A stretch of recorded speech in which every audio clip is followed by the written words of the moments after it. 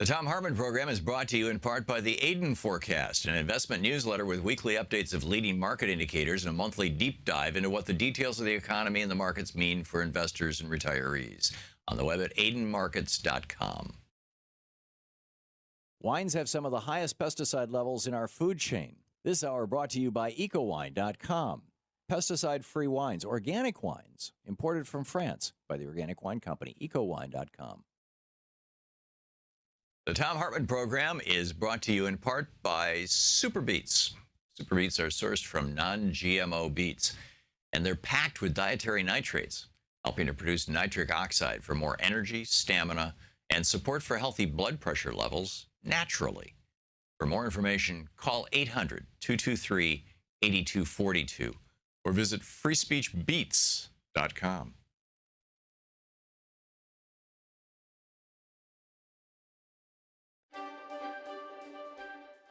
Welcome back. Thom Hartmann here with you. We were $3,000 short of our goal yesterday, and we really need to hit these goals if we're going to keep this network going and keep the show going and everything else. I mean, this is crunch time. So please call now, 877-378-8669. It's the phone number for Free Speech TV. If you have not yet already become a member of Free Speech TV, you can do so with any donation of any size, $5, $10, $1,000, whatever you'd like.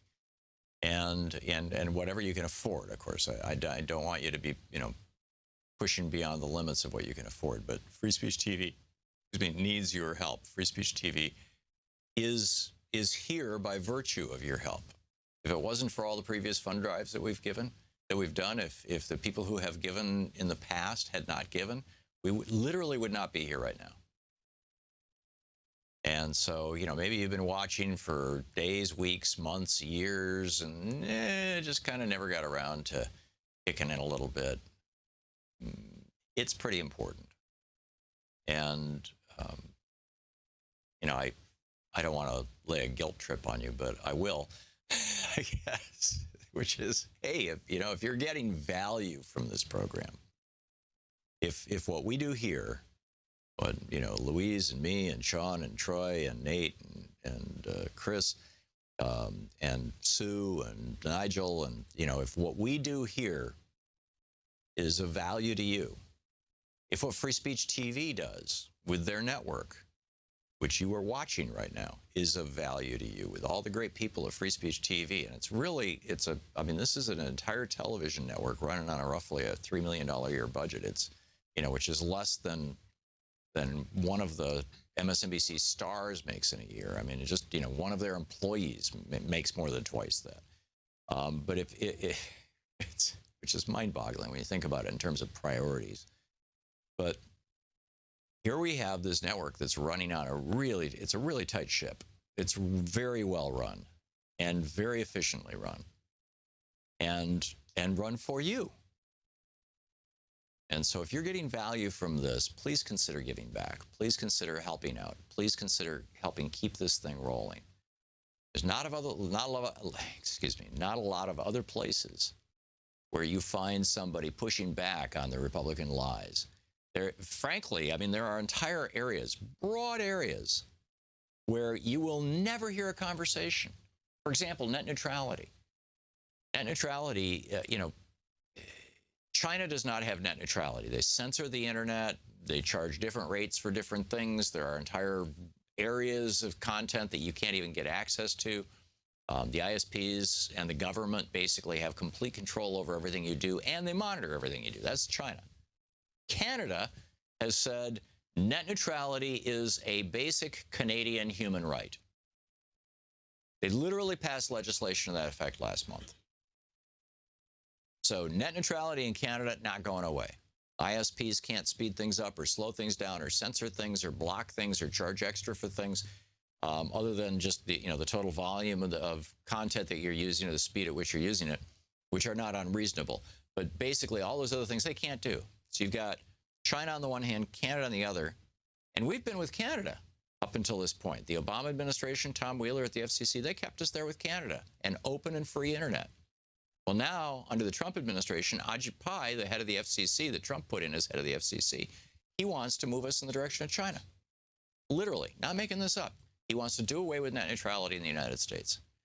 There will be no discussion of that on MSNBC, I predict. So far, there's been none. Why? Because MSNBC is owned by Comcast, and Comcast is suing the government to end net neutrality. There'll be no discussion of it on CNN. Why? Because CNN is owned by Time Warner, and Time Warner is trying to merge with AT&T, and AT&T is suing the government to try to stop net neutrality. And that's just one of a number of issues that literally never get discussed in the corporate media. So we've got a $60 gift. You get a Free Speech TV water bottle. With a $120 gift, you get the Revolution Where You Live book. With a $150 gift, you get the book and the Spirit of Standing Rock DVD. With a $240 gift, you get the Spirit of Standing Rock DVD, the Free Speech TV water bottle, a grocery bag, and the bumper sticker. With a $360 gift, you get the Revolution Where You Live book, the grocery bag, the Free Speech TV hat, the hand fan, and the bumper sticker. And with a $1,000 gift, come to Washington, D.C., and I'll take you to lunch. So those are the goodies that we're offering. But I'm telling you, much more important than getting a bumper sticker, although bumper stickers are really cool. And you know, we should all be getting bumper stickers and putting them on our cars and promoting Free Speech TV. But more important than any of that is that here on this network, you actually hear things that are important to your life that big corporate networks refuse to talk about because doing so would harm their profits. Now, isn't that worth supporting? It seems to me like a really important thing to have an independent voice in the media. A really important thing. So please call now, 877-378-8669, and make your contribution to Free Speech TV. Keep this network going and growing. Thank you so much for your help.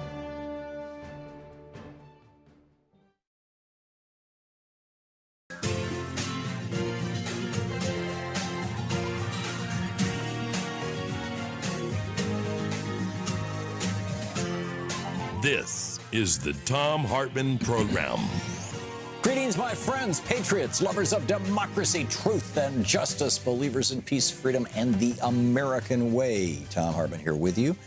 And tip of the hat, many thanks to Sam Sachs for filling in for me the final 2 hours yesterday. Every now and then we, you know, life just requires you to take to take an afternoon and get something done. And I had a bunch of stuff I had to get done. So I mean, this was an absolute, it had to be done then. So thank you, Sam.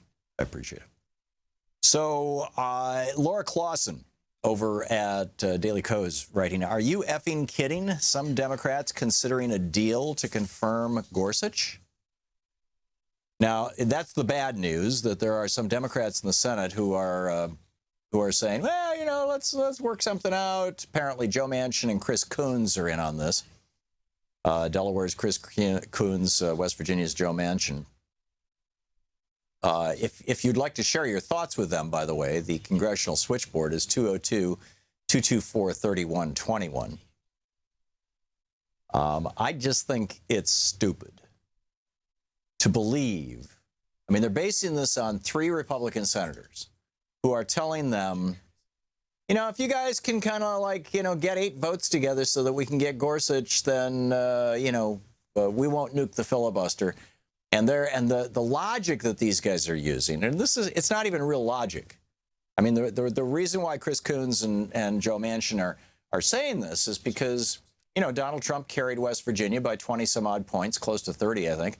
And Delaware, you know, frankly, I don't remember, but I think that it was, you know, a squeaker, shall we say.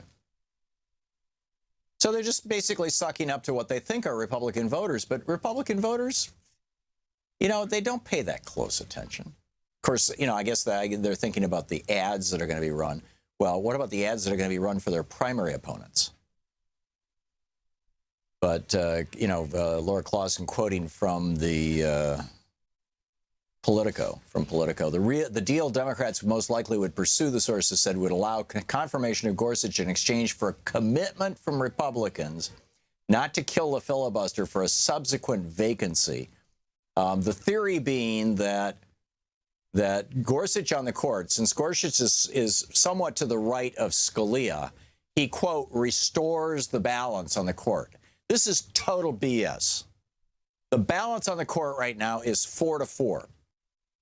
It would have been 5-4 in favor of Democrats, well, or maybe not, if Merrick Garland had gotten a hearing and gotten put on the court. Because Merrick Garland, you'll recall, President Obama went to Orrin Hatch and said, who would you vote for? If I nominate somebody, I need some Republican votes. Who would you vote for? And Orrin Hatch said, I would vote for Merrick Garland, a guy who I believe has been a Republican his entire life.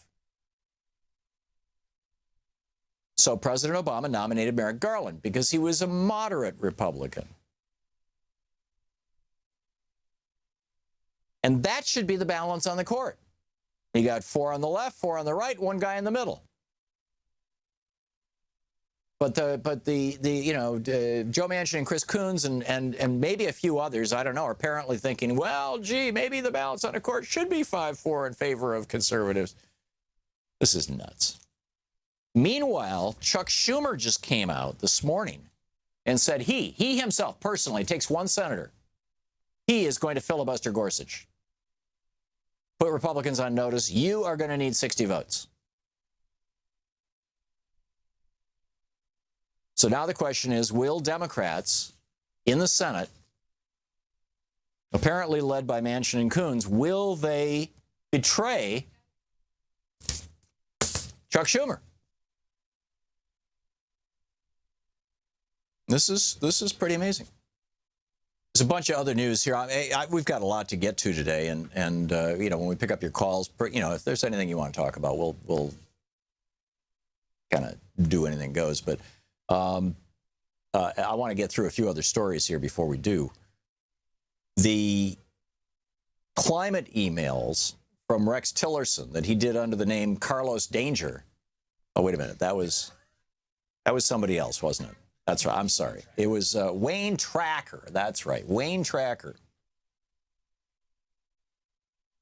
These emails were discussing apparently, well, we know that they had to do with climate change. And we know that ExxonMobil has known since the 70s or 80s that climate change could destroy the earth and all life on it. And we have known that they actually thought, Shell, I guess it was, publicized this information back in the 80s. But then we also know that in the 80s, the 90s, and the 2000s, the early 2000s, and probably continuing to this day, ExxonMobil has been funding these lying scientists who take money from the industry. And they're not even really scientists. These just happen to be, a small number of people, literally a small number. We're talking a few dozen people who most of them, if they're old enough, were pimping themselves out for big tobacco in the 80s and 90s, and now they're pimping themselves out for big carbon.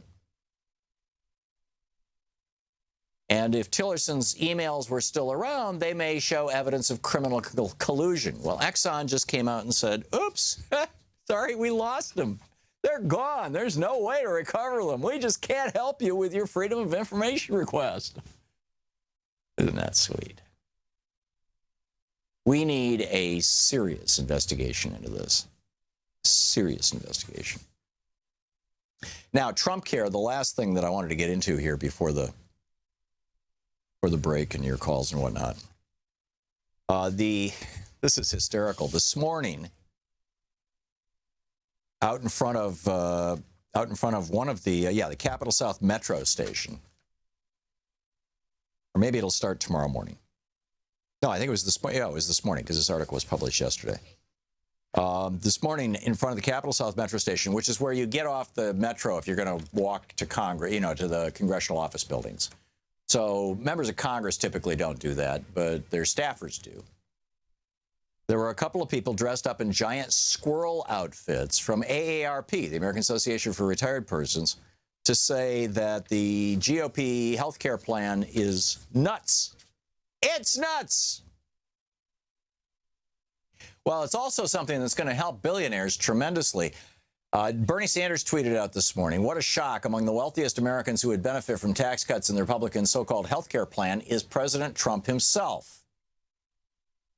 And then he published this little graphic that points out President Trump would get a $2,183,552 tax break under the Republican plan to repeal Obamacare. $2 million Donald Trump makes the first year that they repeal Obamacare. $2 million. What about that emoluments clause? I mean, it's pretty amazing. Meanwhile, over at the Washington Post, Samantha Schmidt wrote this just heartbreaking piece. This is absolutely heartbreaking. This guy, Craig Moss, 3 years ago, his son died of a heroin overdose. And he met Donald Trump at one of Trump's rallies. And from the article, Samantha Schmidt writes, Trump made this promise to Moss personally at a rally in Iowa in January 2016. Speaking through a microphone to the crowd, he addressed Moss directly. And he said, the biggest thing we can do in honor of your son is we have to be able to stop it. By it, he's talking about the heroin epidemic, or the opiate epidemic. And Moss then, then Trump said, I know what you went through. He's a great father. I can see it, and your son is proud of you. So what did Moss do in response to Trump saying, I'm with you, I'm not going to let other kids go down like your kid did? Moss quit paying his mortgage, sold the equipment in his construction business, and followed Donald Trump on the campaign trail to 45 different rallies. Moss plays the guitar and sings. And he became the Trump troubadour, the voice of unheard America. Is how he was introduced at 45 different rallies. And he talked about how Donald Trump was going to save kids from heroin and opiate addiction and whatnot. And then the other shoe dropped. And I really wonder how much this is happening across America. As Samantha Schmidt writes in today's Washington Post, but about 2 weeks ago, Moss caught his first glimpse of the Republican proposal to replace the Affordable Care Act. The proposed health care bill, slated for a House floor vote Thursday night, as tonight, would eliminate a requirement that Medicaid cover basic mental health and addiction services in states that expanded it, a mandate that covered nearly 1.3 million people. Moss told the Washington Post, this bill is just the absolute opposite. I felt betrayed. I felt let down. How many people are going to feel like this? How many people are even paying attention? I heard a report on NPR this morning. They were interviewing a Republican member of Congress. And it was a long interview. It was like 4, 5, 6 minutes long. And never once did the interviewer from NPR ever talk about the substance of what was in the bill. Never said, you're going to cut addiction services to young people around the country, huh? Never once said, you want to cut services to women, maternity services and things like that. You want to do away with the regulations on the health insurance industry so that they can sell these exploding plans like they did back in the 90s when Congress passed a $2,000 annual tax credit for low-income people to be able to buy a cheap plan, and the insurance industry responded with a whole bunch of plans that didn't cover hospitalization or didn't pay for chemotherapy. And people didn't realize it. It's 20 pages of fine print. They had to stop the tax credit because the insurance industry was scamming people. Well, get ready. The scams are coming back if this thing passes. And now you've got these two factions, these two Republican factions. The one group says, well, knocking 24 million people off health care, that's okay. But we should keep some fragment of the social safety net. These are the so-called moderates. And then you've got the so-called conservatives, the so-called Freedom Caucus, all largely funded or most largely funded by the Koch network. I call them the Cokehead Caucus. They're saying, no, we should simply strip all health care from everybody who gets anything from the government. It's not the responsibility of government to be participating in health care or health insurance. And so you've got the mean and the meaner, the stingy and the stingier, the hateful and the more hateful. And they're fighting it out. And a bunch of them are meeting with the president right now. This is getting weird. It's getting interesting. And I'd love to hear your thoughts on all of it. We'll be back with your calls after this. It's coming up on 18 minutes past the hour. This is the Thom Hartmann Program. We'll be right back. Stick around.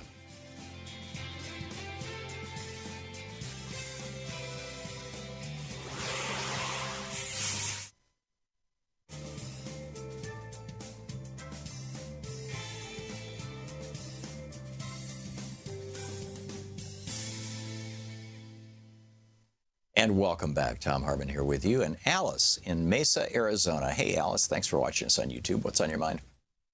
Good morning, Tom. I'm calling mainly to ask you what you think about the recent bill that was passed by the House, H.R. 1313. It's called Preserving Employee Wellness Programs Act. From what I've gleaned so far, I feel like this will just allow employers to essentially coerce their employees into genetic tests. Yeah. So that means essentially they're going to be taking possession of your genetic information, your private information. Yes, so you could use it to, hike up your insurance rates and all that stuff. So what do you think about this? We talked about this last week, Alice, and I agree. Your analysis, I believe, is accurate. This is a way. I mean, your DNA, your genetic information is something that actually has value. It has value to a potential employer. They can say, hey, is this person more prone to a disease that might cost more for my insurance, so I don't want to hire them? Is this person prone to a condition that might, 2, 3, 4 years down the road cause them to have a problem in the workplace, and so I shouldn't hire them? Is this person, whatever? I mean, this is not information that employers should have access to, in my opinion. And number one. And number two, it might even set the stage for the employers being able to sell your information. Yes. And that's one of the things that I was concerned about, because this would put the responsibility on the employers to somehow securely store your information. Right. So that puts it in a vulnerable position. That very private information about yourself. I feel like there's my employer has no reason to know that part of me. Yeah, we should have a right. Go ahead. And I am frustrated that, this bill is not getting a lot of information right now. I do listen to your show, Tom. I work nights, so I listen to you afterwards, but I feel like this isn't getting a lot of information. It's very important. It's going to affect how people are going to be treated in the workplace, several years from now. So, and it could potentially also open the doors to a new form of discrimination. There's already medical research that pretty much suggests that African Americans and Hispanics are already more predisposed to diabetes and hypertension. So I think if this bill passes, it can one day legitimize racial discrimination in the context of employment, because your health insurance could be higher. Your employer can just say, we're going to charge you higher because you're this much liability to us. You're going to cost us this much. I agree. So that's. I agree. That is why I called. I want people to focus more on this. The Senate is going to vote on it soon, so I would like. Do you know the number of the Senate version of the House resolution? No, I don't. But I did already call John McCain and Jeff Flake and urge them to. They're your senators in Arizona. Yeah. Yes. Yeah. And I think that's a good idea. I mean, there's a parallel to this somewhat in right now. The Trump administration wants to change the FCC rules so that your internet service provider can take your browsing history, every website you visited, and sell that to the highest bidder, including your employer. So they can say, well, has this person looked up genetic diseases? Or, has this person looked up, just let your imagination run wild. What are all the things that your employer might want to know about you? Your ISP can sell your browsing history, they can sell your email history, they can sell everything. And the Republicans are trying to promote this. I'll get into that in a little bit. Alice, thanks for the call.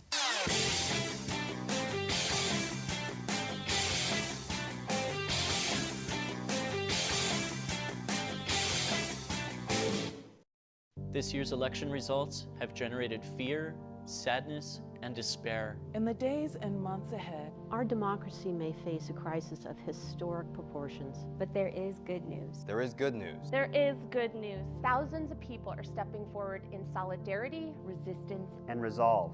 We join them. We join them. We join them. In standing with the most vulnerable communities among us. Those most likely to be targeted by new restrictions and policies. We will tell their stories here. Here on Free Speech TV. We will lift their voices here on Free Speech TV. In the difficult times ahead, know that we will be with you 24 hours a day, every day. You are not alone. You are not alone. You are not alone. There are millions of us. raising our voices and hearts together as one. We've got your back. We got your back. Free Speech TV's got your back. The revolution is in progress.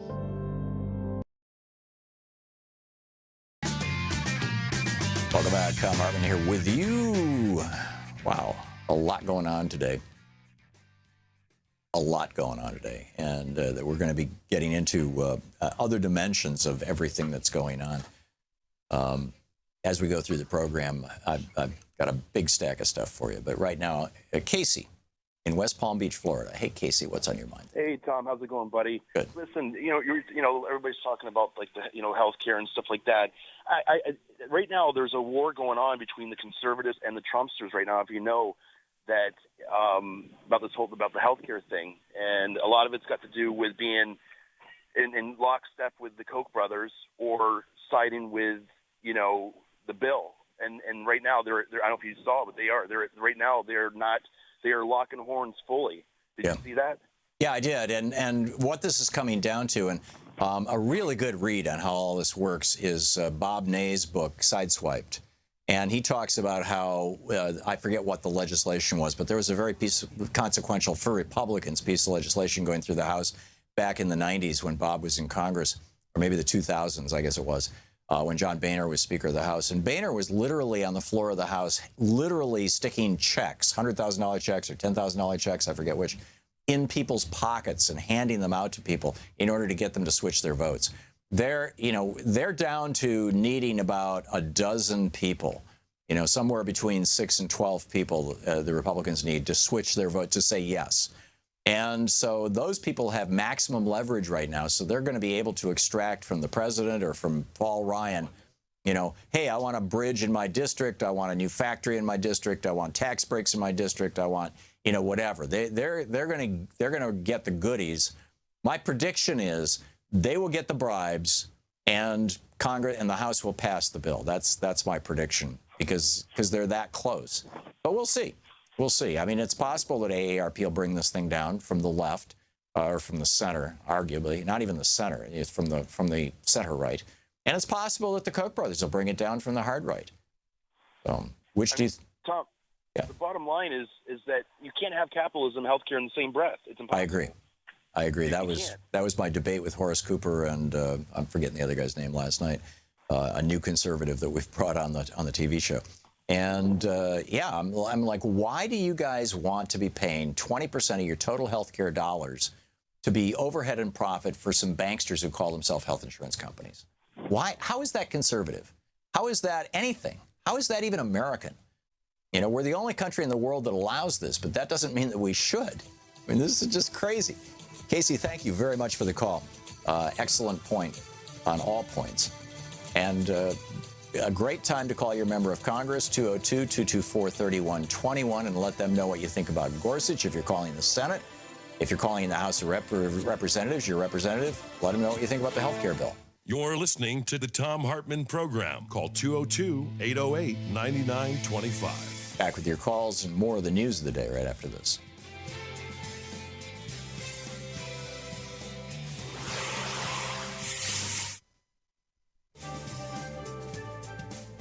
Welcome back. Thom Hartmann here with you. We were $3,000 short of our goal yesterday, and we really need to hit these goals if we're going to keep this network going and keep the show going and everything else. I mean, this is crunch time. So please call now, 877-378-8669 is the phone number for Free Speech TV. If you have not yet already become a member of Free Speech TV, you can do so with any donation of any size, $5, $10, $1,000, whatever you'd like.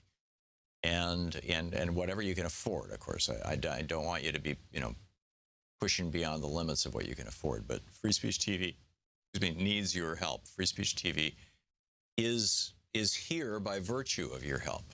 If it wasn't for all the previous fund drives that we've done, if the people who have given in the past had not given, we literally would not be here right now.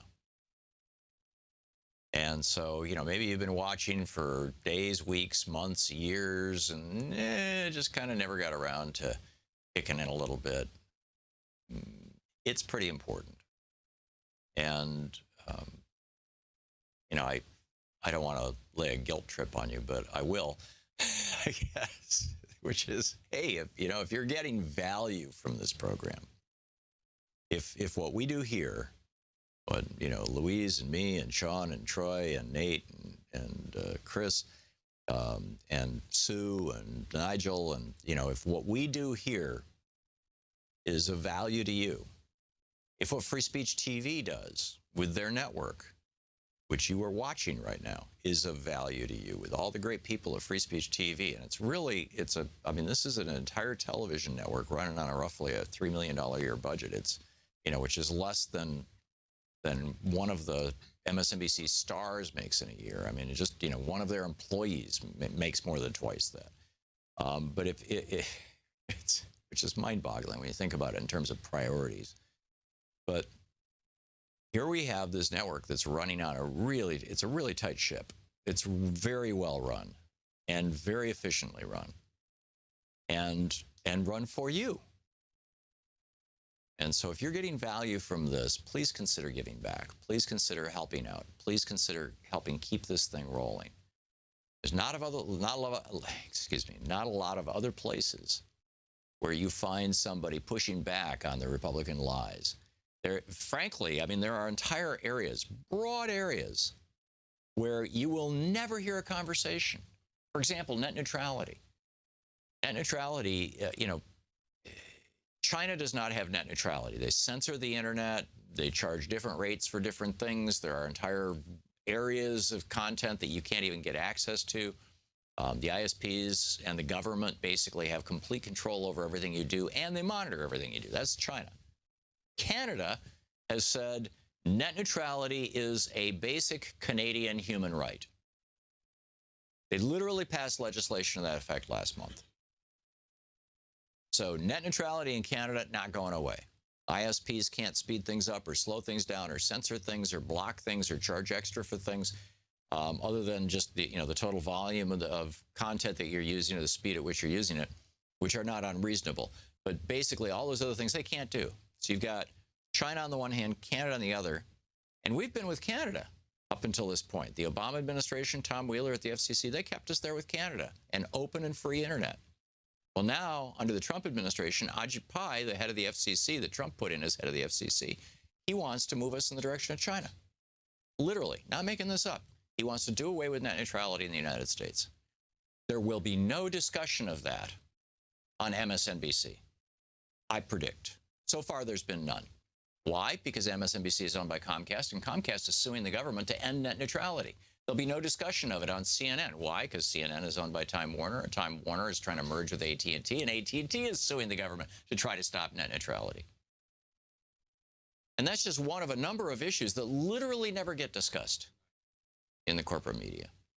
So we've got a $60 gift, you get a Free Speech TV water bottle. With a $120 gift, you get the Revolution Where You Live book. With a $150 gift, you get the book and the Spirit of Standing Rock DVD. With a $240 gift, you get the Spirit of Standing Rock DVD, the Free Speech TV water bottle, the grocery bag, and the bumper sticker. With a $360 gift, you get the Revolution Where You Live book, the grocery bag, the Free Speech TV hat, the hand fan, and the bumper sticker. And with a $1,000 gift, come to Washington, D.C., and I'll take you to lunch. So those are the goodies that we're offering. But I'm telling you, much more important than getting a bumper sticker, although bumper stickers are really cool. And we should all be getting bumper stickers and putting them on our cars and promoting Free Speech TV. But more important than any of that is that here on this network, you actually hear things that are important to your life that big corporate networks refuse to talk about because doing so would harm their profits. Now, isn't that worth supporting? It seems to me like a really important thing to have an independent voice in the media. A really important thing.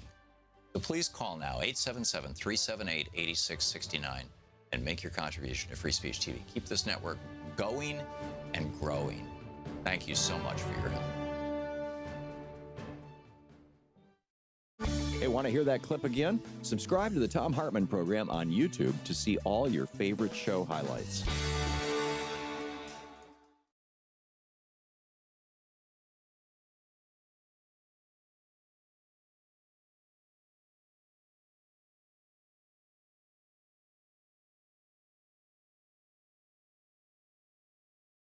About are at HartmanReport.com. Members of our community can comment and join the conversation. Welcome back. Thom Hartmann here with you. Devin Nunes yesterday apparently got some intelligence suggesting that some of Trump's associates were being listened into, and Trump might have been included in that, and that somebody in the Justice Department or the FBI or whatever unmasked the names of the American citizens. And so it was, there's Donald Trump. And this, in his mind, vindicated Trump's claim that Obama was wiretapping him. And so he went to the White House with this information rather than going to his committee or his colleague, Adam Schiff. And, you know, this whole, all in the context of this investigation or this assertion by the president that Barack Obama had wiretapped him. Now it's coming out that it wasn't even the Department of Justice, it wasn't the FBI, it wasn't the agencies that told Nunes this. Apparently it was some source. And he goes to the president with it. Well, he was on the president's transition team. So, you know, he's a shill for Trump, and he's also the chair of the House Intelligence Committee. How do you do that? It seems to be like a fairly obvious conflict, but I'm telling you, Nunes is one of those guys. Here's the situation that the Republicans have right now. There's not a clear route to senior leadership right now in the Republican Party. There's a major food fight going on. You've got a dysfunctional, arguably insane guy in the White House, and the elder leadership of the Republican Party, Mitch McConnell's on his way out. I mean, he's like, you know, he's fossil old, right? Turtles, I think, live for 110 years, and so Mitch McTurtle, I mean, but you know, whether he can be Senate Majority Leader that long or not is another question. And so you've got a bunch of young bucks who are saying, hey, we're going to climb the ladder. And Devin Nunes, I'm telling you, is one of them. This is a guy who wants to be Speaker of the House. Maybe he wants to be President of the United States. Maybe he wants to be a senator, but he's climbing. And he thinks Donald Trump is his ticket.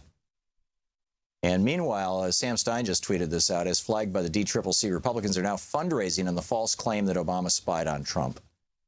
And this is a fundraising email. According to House Intelligence Chairman Devin Nunes, members of the Donald Trump transition team, possibly including Trump himself, were under surveillance during the Obama administration following November's election.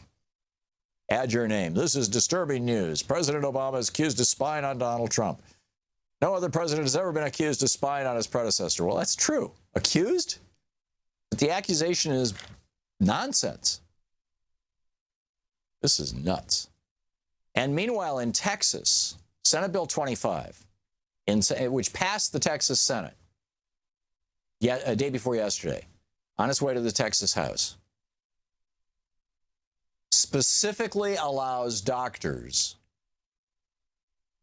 like obstetricians, who have discovered that a pregnant woman has a fetus with a genetic abnormality, specifically allows them to lie to the woman and not tell her that because of a concern that she might have an abortion as a result of knowing that she's carrying a baby that is going to be badly damaged, maybe not even able to talk, maybe not even able to, maybe in constant pain, you know, whatever.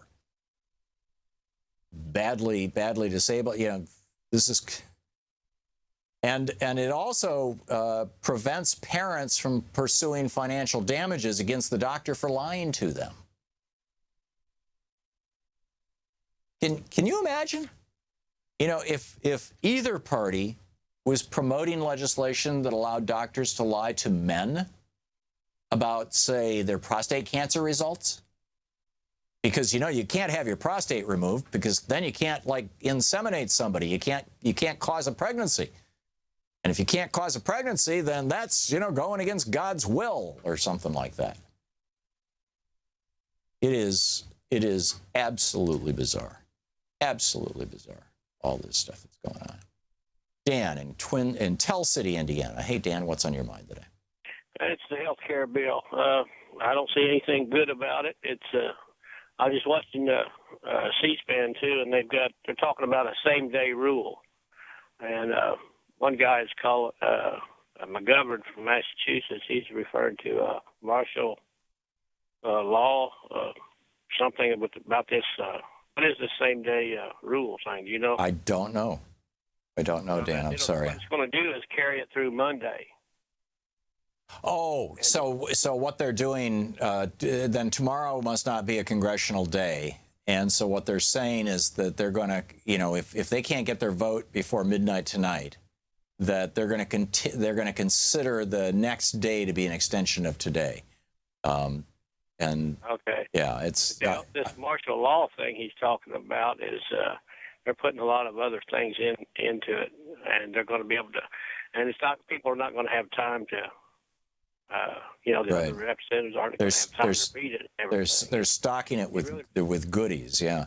And there's an amazing story about the Koch brothers. I just printed it out. Louise, is there any chance you could bring that in here for me so I could talk about it? It's just an amazing story. I'll get to it in just a minute. Dan, thanks for the call. Gary in Minneapolis. Hey, Gary, what's on your mind today? Thank you. Hey, hi, Tom. Thanks for taking my call. I was listening to some news things on the press conference stuff on the internet, and I'm a veteran, and I've been relying on the VA for my medical care for, 20 years, and I'm totally satisfied with it. It's a great deal. Mm-hmm. I'm a lucky man. But then during this press conference, one of the reporters asked about that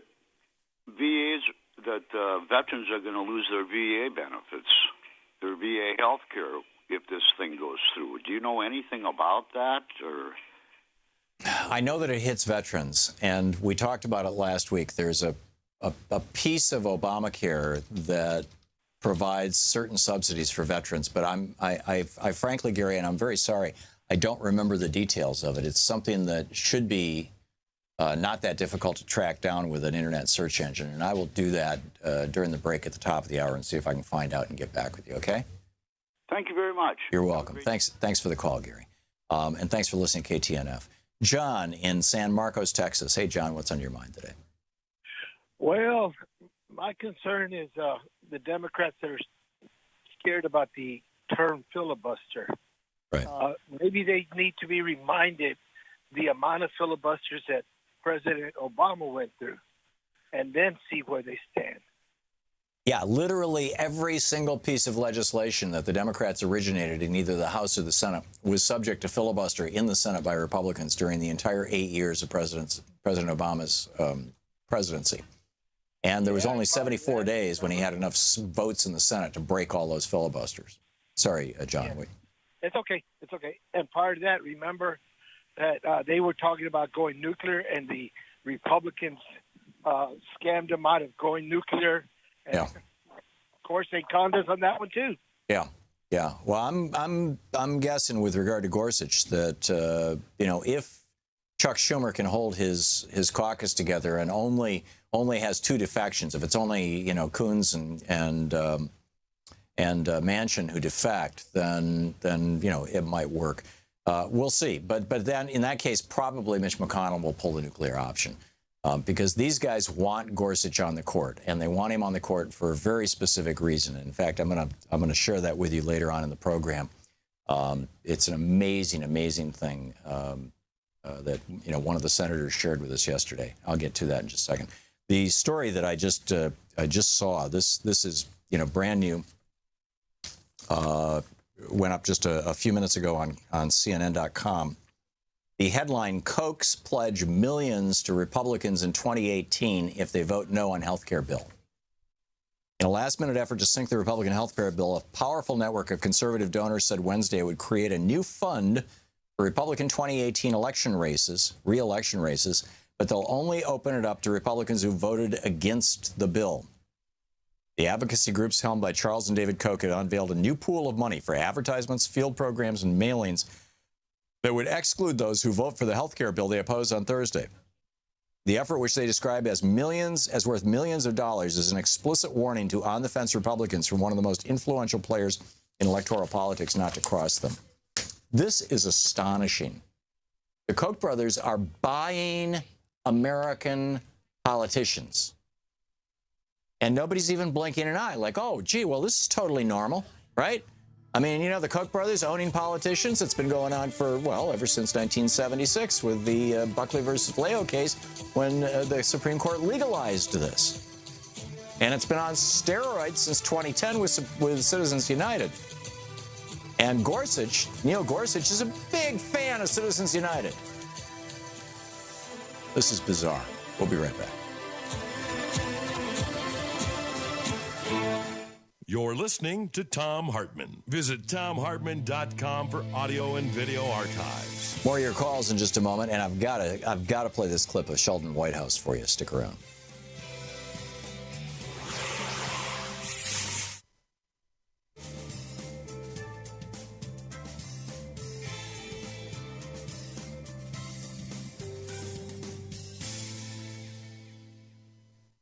And welcome back, Lisa in Grants Pass, Oregon, watching us on Free Speech TV on a Roku box. Hey, Lisa, what's up? Oh, hi, Tom. Thank goodness for you and everyone at Free Speech TV and progressive radio television. You are such a blessing. Thank you. Today I'm calling, first-time caller, and I am so honored to be able to speak to you. Yesterday, the Berezin Canadian oil tar sand, the LNG company, came to Canyonville and had a public relations event, informational public relations event to make nice and warm and fuzzy and everything. And we were denied the opportunity to bring our signs in. We were denied the opportunity to speak. So I carried around a book of solutions, which is solar windows, solar roads, all kinds of new technology, e-buses, and so on and so forth. And I was having discussions with everybody at these tables and showing them my solutions to their project, which we have thrown out of here twice, and they just keep coming back like a retrovirus. And I got into some hot discussions. This man who is the president, this is a Bloomberg report, Don Alsop, he's the CEO of Berezin, this company. I sat down with the CEO. I was able to get a meeting with the CEO, not him, but the regional CEO of Berezin. And Berezin, you mean Verizon, the telco company? No, this is Berezin. It's a Canadian LNG company. They're going to put a pipeline. Okay, so they're the ones who are trying to build a pipeline. Right, Jordan Cove Pipeline. We've thrown them out of here twice, and they came back. Right. So what I did is I sat down with the regional CEO and started presenting her with all of the accident reports that I had.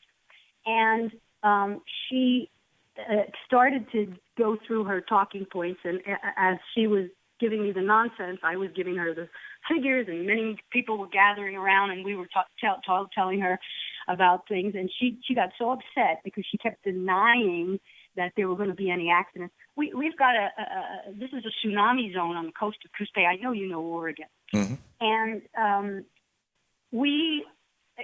I told him, I said, you need to leave Oregon and don't ever come back. I said, Washington doesn't want you, California doesn't want you, and Oregon doesn't want you.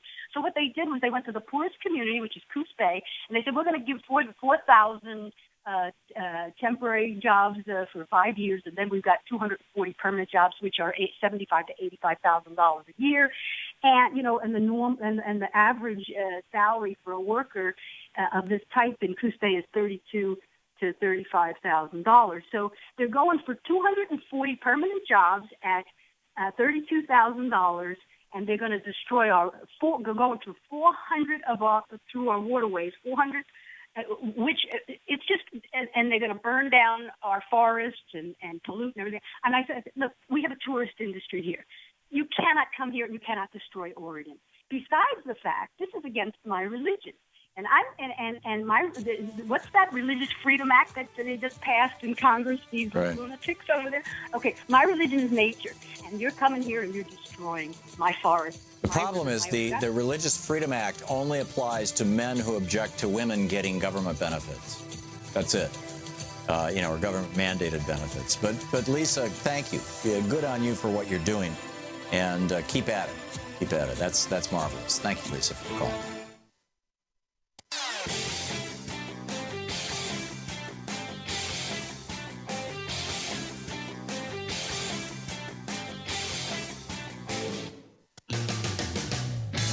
Welcome back. Thom Hartmann here with you. And Billy in Fayetteville, Arkansas. Hey, Billy, what's on your mind today? The Affordable Care Act, I've been watching a little bit, and even the Republican people are saying this is crazy. Myself, I make $11,500 a year on disability, and I just about live on hydrocodone, because if I didn't, the way they've got it set up, if I didn't, I couldn't move. I mean, I've got arthritis so bad that, I can't even get out of the bed in the morning if I do it. And so now, and they're wanting to take all this away from us. And, they pay for my prescriptions. They pay for my doctor's visits. And if we didn't have the Affordable Care Act, I couldn't even do this. But since I have it, everybody that has this act that is taking pain meds, they are hooked on these pain meds. I mean, you've got to have them or your body goes into withdrawals. And I have, I've messed around and took a couple pills too many a month, and they will not give you any more pills, and it sends your body into withdrawals. And I mean, yeah, it's a tough one. It's a real tough one. It is bad. Yeah. And I mean, what are they going to do when people, my prescriptions are costing Blue Cross Blue Shield $348 a month. Mm. And they're, how am I, they're just going to cut people off of this. Well, not only do they want to cut off your, yeah, if you're getting your so you've got a health insurance plan through Blue Cross Blue Shield off an Obamacare exchange, and you're being subsidized by Obamacare. So A, they want to cut your health insurance, but B, over the weekend on one of the big network shows on last Sunday, the former Congressman Mick Mulvaney, who is now the director of the Office of Management and Budget, the OMB, said that most people don't think of Social Security disability as Social Security, and there's a lot of waste there. So let's cut it out. Let's just do away with Social Security disability. So they're going to cut that $11,000 a year you're getting too, Billy. Yeah. I mean, there's It's time for you to get politically active, Billy. Huh? You got to get politically active. I'm you need to be raising some hell. Democrat. I mean, I've fought with them in Arkansas all my life. Yeah, well, good on you. I cannot believe we are a red state because it's because of this is where everybody comes to retire. Yeah. Most of the people that live here that have money, they sure didn't get it in Arkansas. Yeah.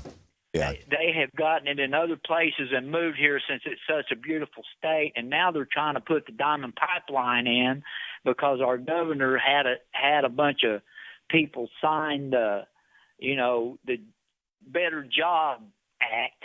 Right. And when he did that, he did not tell people what the jobs were going to be, and the pipeline is one of them. And our ground is nothing but shell rock. Yeah. And I'll guarantee you, our state is a natural state, how it's known, and it's not going to look too natural with black oil falling all over it. Yeah, I'm with you, Billy. I got to move along, but thanks for the call, and I wish you the very best. You're one of those people that we need to be looking out for. Our brothers and sisters who are struggling with in your case arthritis, with a rough time in their lives. Tom Cotton, he's been yelled out of his meetings. In fact, our senators won't even go to a meeting unless it's on the telephone. Yeah, no, I get it. Billy, I got to move along, but thank you for the call. Charles in Mesa, Arizona. Hey, Charles, what's on your mind today? Hi, so I was just trying to think of the rationalization behind the recent cuts.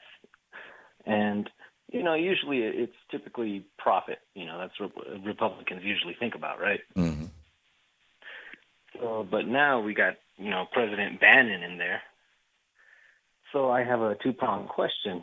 Do you think war with China is inevitable? And do you think Bannon may actually be preparing for that military buildup? I don't think it's inevitable, and I think that the United States has been preparing for that for some time now. John Pilger produced an absolutely mind-boggling documentary called The Coming War with China. He's a British documentarian, a British filmmaker, award-winning filmmaker. And he points out that we've got something like 400 military bases circling China right now that, we've really been stepping up the war rhetoric over the last decade or so. And China's doing the same. This is not unilateral. And so I'm very concerned about it. And I don't think that this is unique to the Trump administration. In fact, I think that a lot of people who voted for Donald Trump, who were not so concerned about things like health care and whatnot, but they were concerned about his foreign policy statements. Trump said no more stupid wars, no more nation building, no more being the policeman for the world.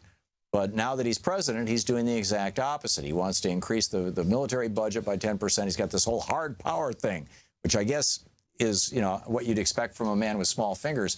But, his hard power thing is like, let's pour all kinds of money into the military. Well, what does the military do? It fights wars. So that should tell you the direction we're going. Charles, thank you for the call. Kevin in Raleigh, North Carolina. Hey, Kevin, what's up? Yeah, Tom, I want to talk about health care, and I have a perspective from personally having been a nurse and being married to a doctor.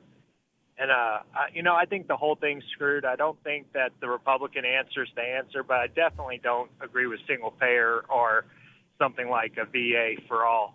I have VA coverage. I don't use it. I have my own insurance, private care. It's much better than the VA. The people who say that. So you have no problem, Kevin, that 25% of your health care dollars are going to some banksters? No, I do have a problem with that. I think we should have completely free markets, and let me get through this. You think in a completely free market that the banksters aren't going to figure out a way to rip you off for even more than 20%? You want an unregulated market. You want a health insurance company to be able to lie to you? No, that's the problem. You would have local competition. And let me use... you can't have local competition in health insurance. You don't have a large enough pool of people. Vermont couldn't even put together a single-payer system in their state with 600,000 people. It takes at least 1 million people to create a health insurance program. No, you open the exchanges between state lines, but you also they're already open between state lines. You can buy Blue Cross all over the United States. You can buy United Healthcare all over the United States. You can buy Aetna in pretty much any state. You can. These companies are all already selling health insurance across state lines. But the regulations stop it from being competitive. And that's nonsense. That's absolute nonsense, Kevin. That the regulation, these regulations are consumer protections. They're simply protecting consumers from being ripped off. And we know that the health insurance companies have a long history of ripping people off. It's what they do. It's their business model. Nice try, Kevin. I don't know if you're a healthcare lobbyist or if you're just deluded, but nice try. We'll be back. Stick around. It's coming up on the top of the hour. And, Neil McCabe, is he here? Oh, yeah. Okay, Neil McCabe is going to be here. We will continue this conversation about health care in just a moment. You're listening to Thom Hartmann.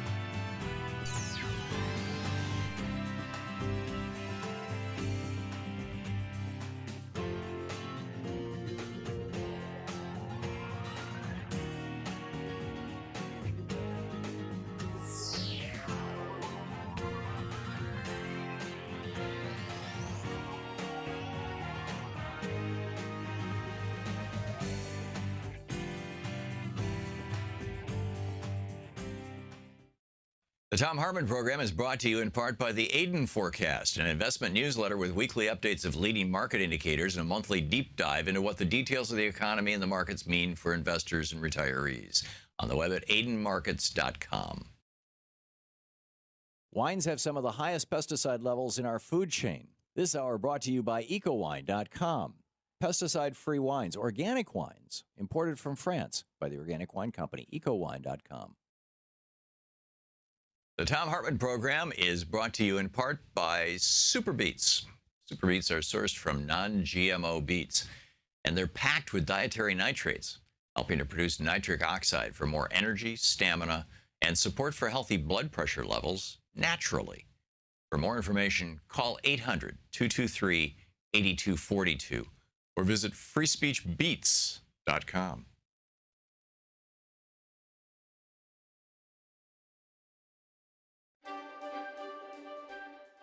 Welcome back. Thom Hartmann here with you. We were $3,000 short of our goal yesterday, and we really need to hit these goals if we're going to keep this network going and keep the show going and everything else. I mean, this is crunch time.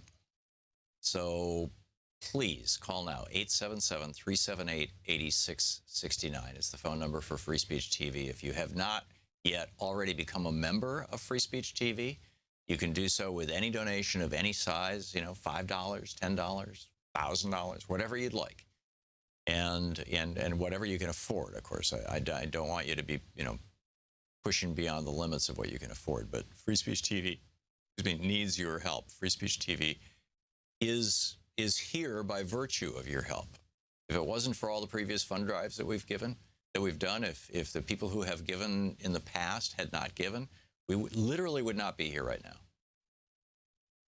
And so, maybe you've been watching for days, weeks, months, years, and just kind of never got around to kicking in a little bit. It's pretty important. And, I don't want to lay a guilt trip on you, but I will, I guess, which is, hey, if you're getting value from this program, if what we do here, Louise and me and Sean and Troy and Nate and Chris and Sue and Nigel and, if what we do here is of value to you, if what Free Speech TV does with their network, which you are watching right now, is of value to you with all the great people of Free Speech TV, and this is an entire television network running on roughly a $3 million a year budget. It's, which is less than one of the MSNBC stars makes in a year. I mean, it's just, one of their employees makes more than twice that. But it's just mind-boggling when you think about it in terms of priorities. But here we have this network that's running on it's a really tight ship. It's very well run and very efficiently run and run for you. And so if you're getting value from this, please consider giving back. Please consider helping out. Please consider helping keep this thing rolling. There's not a lot of other places where you find somebody pushing back on the Republican lies. Frankly, there are entire areas, broad areas, where you will never hear a conversation. For example, net neutrality. Net neutrality, China does not have net neutrality. They censor the internet. They charge different rates for different things. There are entire areas of content that you can't even get access to. The ISPs and the government basically have complete control over everything you do, and they monitor everything you do. That's China. Canada has said net neutrality is a basic Canadian human right. They literally passed legislation to that effect last month. So net neutrality in Canada, not going away. ISPs can't speed things up or slow things down or censor things or block things or charge extra for things other than just the total volume of content that you're using or the speed at which you're using it, which are not unreasonable. But basically all those other things they can't do. So you've got China on the one hand, Canada on the other, and we've been with Canada up until this point. The Obama administration, Tom Wheeler at the FCC, they kept us there with Canada and open and free internet. Well, now, under the Trump administration, Ajit Pai, the head of the FCC that Trump put in as head of the FCC, he wants to move us in the direction of China. Literally, not making this up. He wants to do away with net neutrality in the United States. There will be no discussion of that on MSNBC, I predict. So far, there's been none. Why? Because MSNBC is owned by Comcast, and Comcast is suing the government to end net neutrality. There'll be no discussion of it on CNN. Why? Because CNN is owned by Time Warner, and Time Warner is trying to merge with AT&T, and AT&T is suing the government to try to stop net neutrality. And that's just one of a number of issues that literally never get discussed in the corporate media. So we've got a $60 gift. You get a Free Speech TV water bottle. With a $120 gift, you get the Revolution Where You Live book. With a $150 gift, you get the book and the Spirit of Standing Rock DVD. With a $240 gift, you get the Spirit of Standing Rock DVD, the Free Speech TV water bottle, a grocery bag, and the bumper sticker. With a $360 gift, you get the Revolution Where You Live book, the grocery bag, the Free Speech TV hat, the hand fan, and the bumper sticker. And with a $1,000 gift, come to Washington, D.C., and I'll take you to lunch. So those are the goodies that we're offering. But I'm telling you, much more important than getting a bumper sticker, although bumper stickers are really cool, and you know, we should all be getting bumper stickers and putting them on our cars and promoting Free Speech TV. But more important than any of that is that here on this network, you actually hear things that are important to your life that big corporate networks refuse to talk about because doing so would harm their profits. Now, isn't that worth supporting? It seems to me like a really important thing to have an independent voice in the media. A really important thing. So please call now, 877-378-8669, and make your contribution to Free Speech TV. Keep this network going and growing. Thank you so much for your help.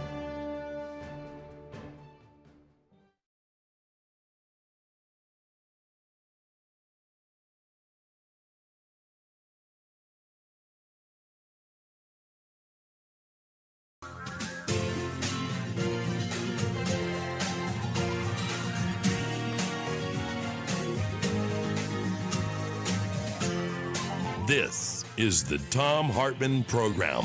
Welcome back. Thom Hartmann here with you. And in the studio with me is Neil McCabe, political reporter with Breitbart News, Breitbart.com. His Twitter handle is Neil W. McCabe, MCCABE.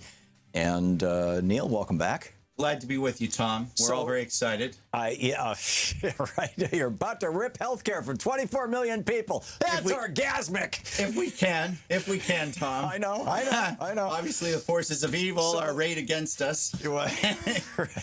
Well, we might have a somewhat different opinion on what the forces of evil are, or who the forces of evil are. Point. Go ahead, which brings me to my question.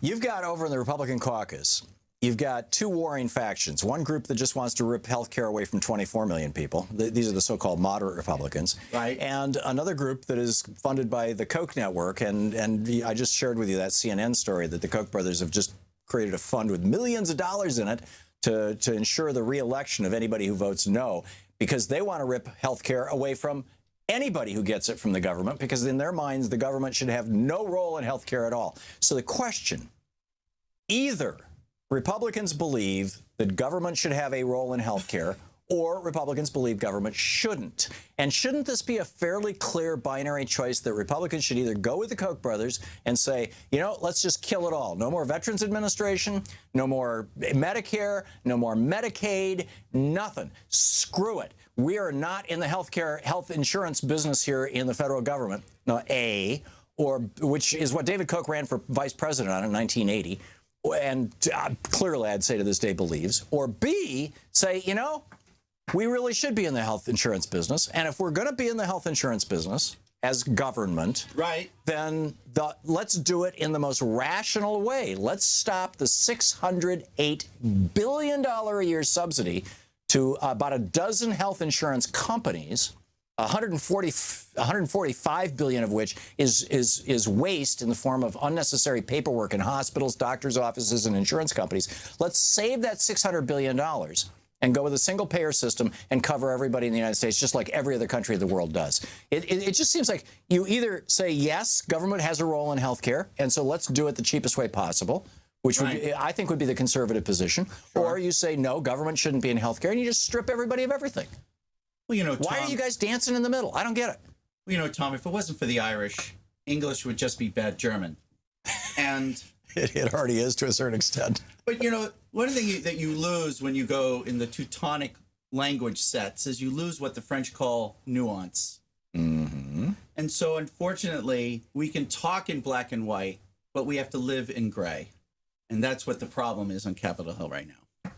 Why do we have to live in gray? I mean, why can't Republicans say once and for all that? So if we say, okay, the government should have a role, ergo, you have to spend $200 million in Oregon to for an exchange that doesn't even register a single person. No, I'm not talking about that. I'm saying do away with Obamacare. You have to give all this money away to Democratic PR firms and all these. I'm not saying any of those things, Neil. I'm saying if your position against health care has any integrity, then everybody would vote with the Kochs and say, kill off Medicare, kill off Medicaid, kill off everything. Because that's the ultimate goal, right? That's the ultimate goal of the Koch brothers and their network. Absolutely. Okay. On the other hand, if Republicans believe that the government should help people have access to health care, why not do it in the cheapest and most efficient way possible, like every other country in the world has figured out? With single payer, Medicare for all. And you got no Democratic consultants, and you got no exchanges. No hacks? No hacks, yeah. It's very straightforward. You save $600 billion a year. The only people who suffer are people like Stephen J. Hemsley, who has taken over $1 billion out of United Healthcare. I think that what the Republicans on the House in the House are struggling with right now is how do you unwind Obamacare and try to bring us back to that status quo ante where we were at before Obamacare, and then address what everyone agreed was the real problem in Obamacare. The big problem everyone agreed with is that 5% of the people have these pre-existing conditions and they don't qualify for Medicaid or other subsidized programs. And so you had 5% of these people who are really jacked up by the situation. And so to solve the problem of these 5% people, we then jacked up the system for 300 million people. It's not just 5%. Louise, my wife went through cancer therapy, and it was a very expensive cancer therapy because it was a new drug for the most aggressive form of breast cancer, which she had. And it's a very effective new drug, but it was insanely expensive. And she got a letter a month before the treatment was done saying, you're within 2 months of hitting your lifetime limits. Now, thank God this was a year before Obamacare came into place, and her cancer has not recurred, thank God. And in fact, I think she's cancer-free. It's been 5 years now. But this was, this was a health insurance company telling us, if you get sick again, you're going to die. Good luck. Right. And she's not part of that 5% that you're talking about. Well, no, but the percentage of everybody in America who had health insurance under that old status quo that you're saying we should go back to, every single person in America. We had just last year, 603,000 bankruptcies because people got sick. You know how many bankruptcies because people got sick happen in Canada every year? 0. Okay. You know how many in Germany? 0. England? 0. France? 0. In the United States, 603,000. Okay. And that's down from the over 1 million before the Affordable Care Act. Okay, Tom. But if we're dealing with what's going on in the Hill right now, what's actually going to happen, right? Okay, let's go back to, you cannot believe that this Obamacare was designed the way it was supposed to be designed.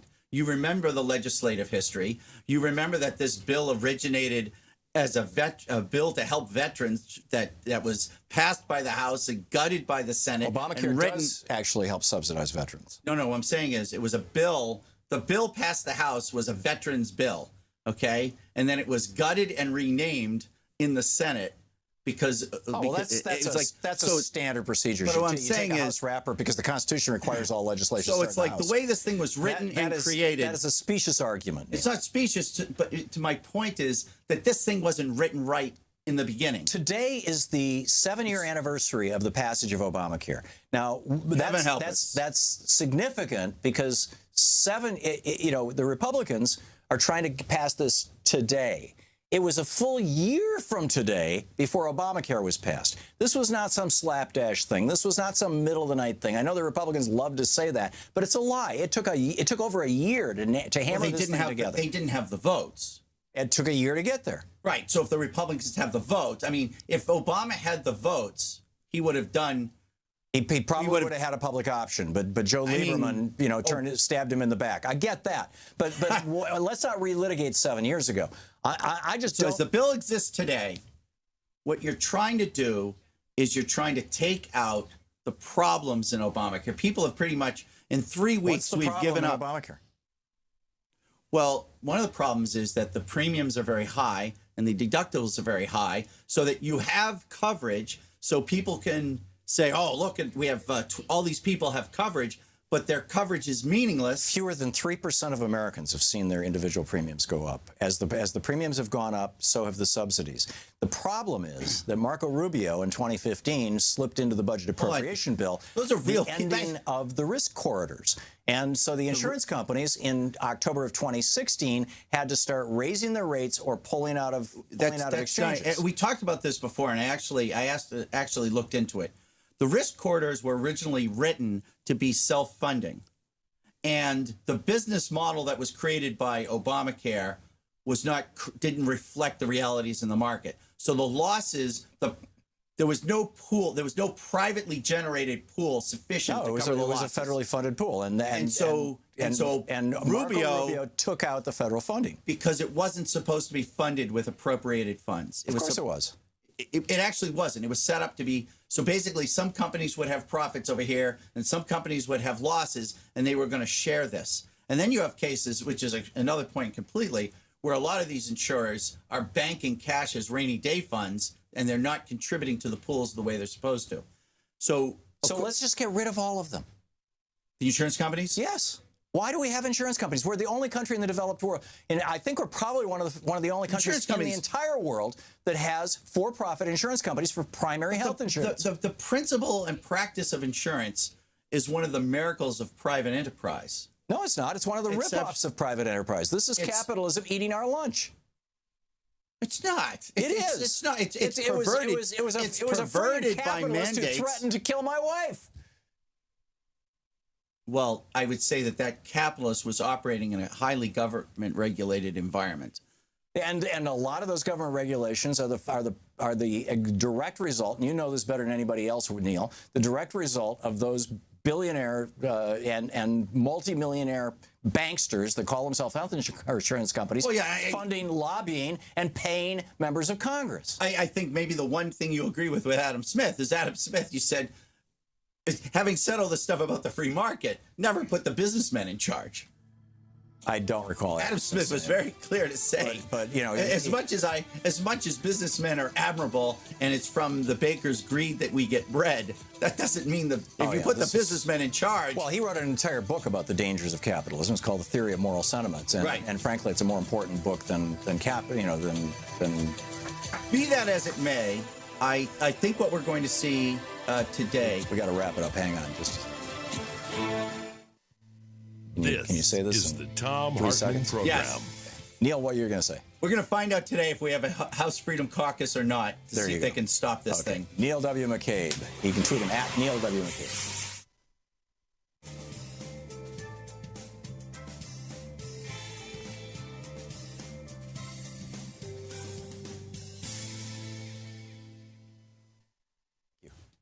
And welcome back.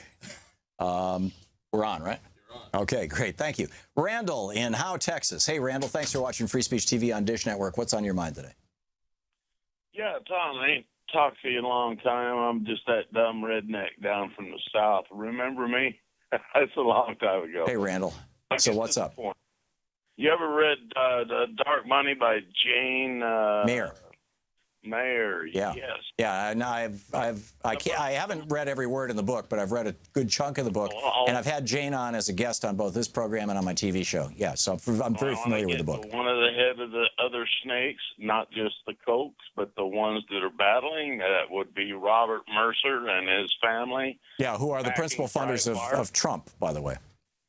They're backing the alt-right, basically. Yeah, they fund Trump and Bannon and Breitbart and all that kind of stuff. Oh, yes. And if the Mercers went out over the Kochs, we got the Fourth Reich, and he is a white supremacist. But the Koch brothers, I think, are having a little problem with the Mercer family, and that's why we got this war within the Republican Party about whether it's going to be the Mercer-backed people or the Kochtopus people. I agree. Run this country. And it kind of highlights that old saying that when the elephants fight, the mice get crushed. Oh yeah, we're getting stomped on bad. Yeah. And it's what is the address of the Trump Tower in New York City? No idea. Numerical. No idea. I'm sorry. I heard it was 666.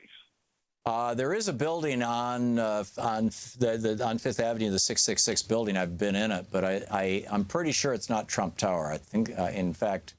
Well, it's one of his addresses. I think it's the one in Washington D.C. But now that Reagan's home used to have the address of 666. He actually got the zoning in whatever city in California it is to change the number from 666 to something else. Who did that? Ronald Reagan. Oh man. Yeah. Whose name, Ronald, has 6 letters, Wilson has 6 letters, Reagan has 6 letters. His name is 666, which is what the Bible says. So, the name of the beast is 666. Satan came over our country then, didn't it? Yeah. Well, I keep saying it all started with Reagan, Randall. It all started with Reagan. So anyhow, I got you, buddy. Yeah, your point is that what we're seeing here are the billionaire wars, and really it's ideology. It's billionaire ideology. And I think you're right. But I remember when I talked to you the last time a couple of years ago, when at the end of your comments you said, "Well, they might be some smart people in the South." Oh, there's a lot of smart people in the South, Randall. I would never. I know it's when you use the word redneck, and I'm going, "Oh, that's an insult to me. I'm a redneck." Yeah, I know. I apologized for it, Randall. I knew. It's just off the cuff. Yeah, that was a long time ago. I just wanted you to know that all of Trump's dirty dealings and the money connected to Trump's criminal organization and Bannon's telling Trump what to do, and Bannon's backed by. It's all coming from the Mercers, and especially his name is Robert Mercer. Yeah, and his daughter's Rebecca. She's the one who's the most politically active, I think. Randall, thank you for the call. Good to hear from you. We'll be right back. It's coming up on 21 minutes past the hour.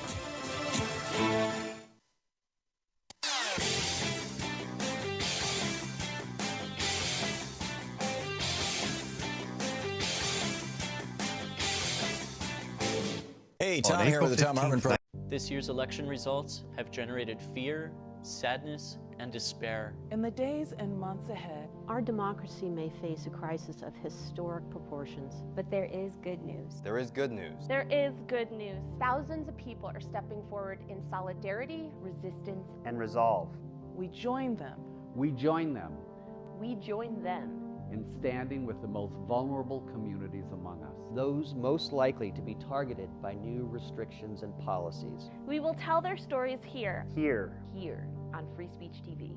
We will lift their voices here. Here on Free Speech TV. In the difficult times ahead, know that we will be with you 24 hours a day. Every day. You are not alone. You are not alone. You are not alone. There are millions of us. Raising our voices and hearts together as one. We've got your back. We got your back. Free Speech TV's got your back. The revolution is in progress. Thom Hartmann here with you, and let's pick up some phone calls at the bottom of the hour. I'm going to play this. It's a 10-minute long clip of Sheldon Whitehouse after the next break, but it is going to blow your mind if you didn't see it originally when he was giving his opening statements day before yesterday. This is absolutely mind-boggling. Julie in Batavia, Illinois. Hey, Julie, what's on your mind? Hi, Tom. I have a real quick, simple question. I'm going to take you off speaker. Sure. Okay, I have a simple question, which is, why has Mitch McConnell not been held for treason? Well, how and where and when did he give aid and comfort to an enemy during time of war? Well, I'm just thinking about what he did to... So, okay, then I don't know what the definition then of treason is. I'm just speaking of what he has done when he took the vow and had all the other Congress people take vows not to pass legislation. I mean, that is totally blocking how our government works. Yeah, it's arguably seditious, but, you know, the way that it is perceived and responded to in our political environment is that it was bad politics. He thinks it was good politics. But the way that you hold him accountable is you vote him out of office. You vote out of office all the people who are associated with him. You wake up everybody in the country to what the hell is going on. And you know, to paraphrase Bernie, create a revolution. You know, we need a movement across the United States to say, wait a minute, America is not a right-wing country. We don't march to the tune of the Kochs and the Mercers and billionaires like Donald Trump. We are a country that looks out for each other. We care for each other. We are, you know, and let's make a more perfect union thereby. But I agree with you. McConnell's behavior, and not just McConnell, the caucus room conspiracy, the guys who empowered McConnell. McConnell was not in the room during that meeting the night of January 20th, 2001, the night that Obama was inaugurated, the night of his inaugural, while he was dancing at the inaugural balls. But you know, Jim DeMint who now runs the Heritage Foundation, and they organized this thing for 8 years to block absolutely everything that our first black president did, and now they're continuing, you know, dancing to the tune of these billionaires, and it's just it's wrong. It's politically wrong, and there needs to be political consequences to it. Julie, thank you for the call. It's a very important question that you asked. Thank you, Jeannie in Aspen, Colorado. Hey, Jeannie, what's on your mind? Hi. Thanks for taking my call. We here in Aspen just had the Trump family visit, and along with 100 Secret Service, and our county commissioners, and I say this by way of local activism, we did march in the street against the Trump agenda. Which Trump family members came to Aspen? All of the Trump children except the last child. Eric? Oh, Barron, the young one, yeah. Yeah, and all of their family. There was 100 Secret Servicemen that we are paying for as taxpayers to protect them. And I'm so proud of our county commissioners put a full-page ad in our local paper that said an open letter to the family of President Donald Trump. Dear family members of President Donald Trump, and I read this, it's short. The Pitkin County Board of Commissioners welcomes you to our valley, and we are honored that you have chosen to spend your vacation in our community. We hope you will have time to experience and enjoy our extraordinary mountain vistas, blue skies, clean rivers, fresh air, and of course the best skiing in the world. The vitality of our community depends on the exceptional quality of our natural environment. We hope you will reflect on the importance of preserving these natural amenities as the basis for our communities and ultimately our country's social and economic success. We are anxious about human-caused climate change, the future of our natural environment, and the future of skiing in Pitkin County. We appreciate that the President relies on many of you as trusted advisors. As the administration considers future climate policy, we hope you will consider the following facts. Yeah, and then it goes on from there. Jeannie, I'm sorry. This is why generally I don't let people read on the air. We're flat out of time. But Jeannie, thank you for the call. See, I think that you probably could have summarized that in 3 or 4 sentences much more rapidly and much more effectively. But it's great that the county commissioners are saying, hey, you know, pay attention to the environment. We'll be right back. You're listening to the Thom Hartmann Program. Call 202-808-9925. We're going to be back with Sheldon Whitehouse, with this clip of Sheldon Whitehouse in just a few minutes right after the break, and then we'll pick up your calls and have Talk Media News.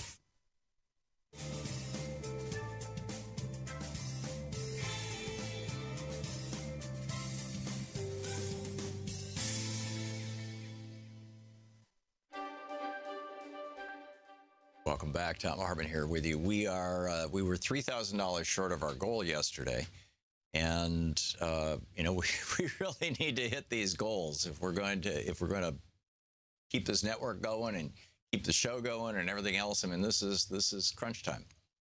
So please call now. 877-378-8669 is the phone number for Free Speech TV. If you have not yet already become a member of Free Speech TV, you can do so with any donation of any size, you know, $5, $10, $1,000, whatever you'd like, and whatever you can afford. Of course, I don't want you to be, you know, pushing beyond the limits of what you can afford. But Free Speech TV, needs your help. Free Speech TV is here by virtue of your help.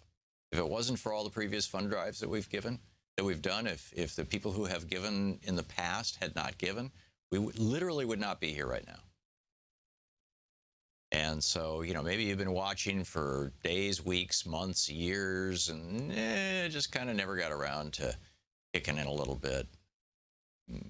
It's pretty important. And, I don't want to lay a guilt trip on you, but I will, I guess, which is, hey, if you're getting value from this program, if what we do here, what, Louise and me and Sean and Troy and Nate and Chris and Sue and Nigel, and, if what we do here is of value to you, if what Free Speech TV does with their network, which you are watching right now, is of value to you, with all the great people of Free Speech TV. And this is an entire television network running on roughly a $3 million a year budget. It's, which is less than one of the MSNBC stars makes in a year. I mean, it's just, one of their employees makes more than twice that. But it's which is mind-boggling when you think about it in terms of priorities. But here we have this network that's running on it's a really tight ship. It's very well run and very efficiently run and run for you. And so if you're getting value from this, please consider giving back. Please consider helping out. Please consider helping keep this thing rolling. There's not a lot of other places where you find somebody pushing back on the Republican lies. Frankly, there are entire areas, broad areas, where you will never hear a conversation. For example, net neutrality. Net neutrality, China does not have net neutrality. They censor the internet. They charge different rates for different things. There are entire areas of content that you can't even get access to. The ISPs and the government basically have complete control over everything you do, and they monitor everything you do. That's China. Canada has said net neutrality is a basic Canadian human right.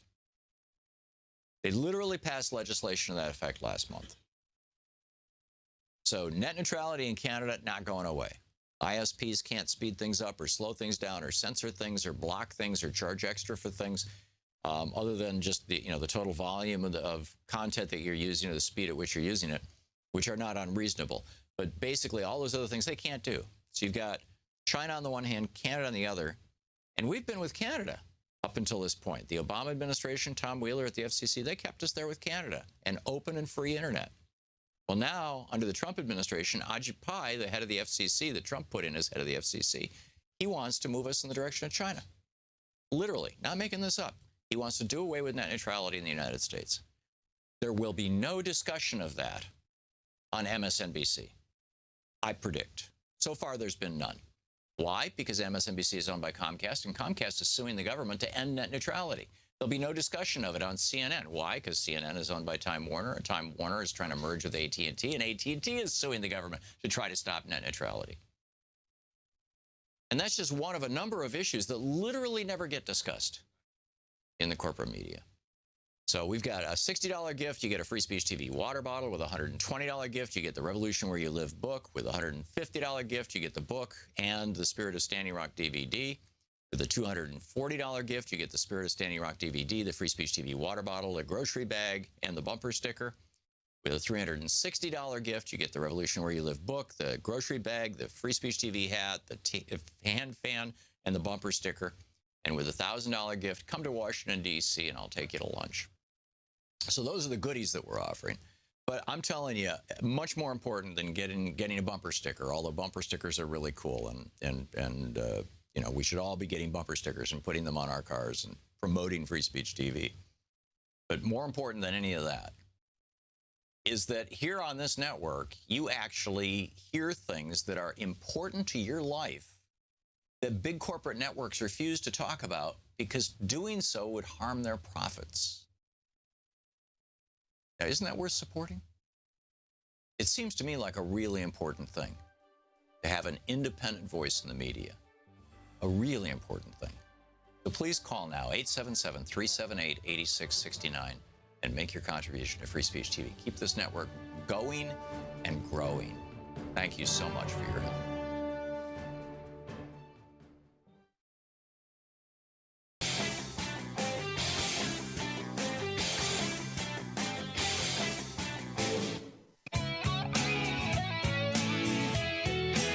back. Thom Hartmann here with you. Okay, Sheldon Whitehouse, in the opening statements for Neil Gorsuch, gave the most amazing speech.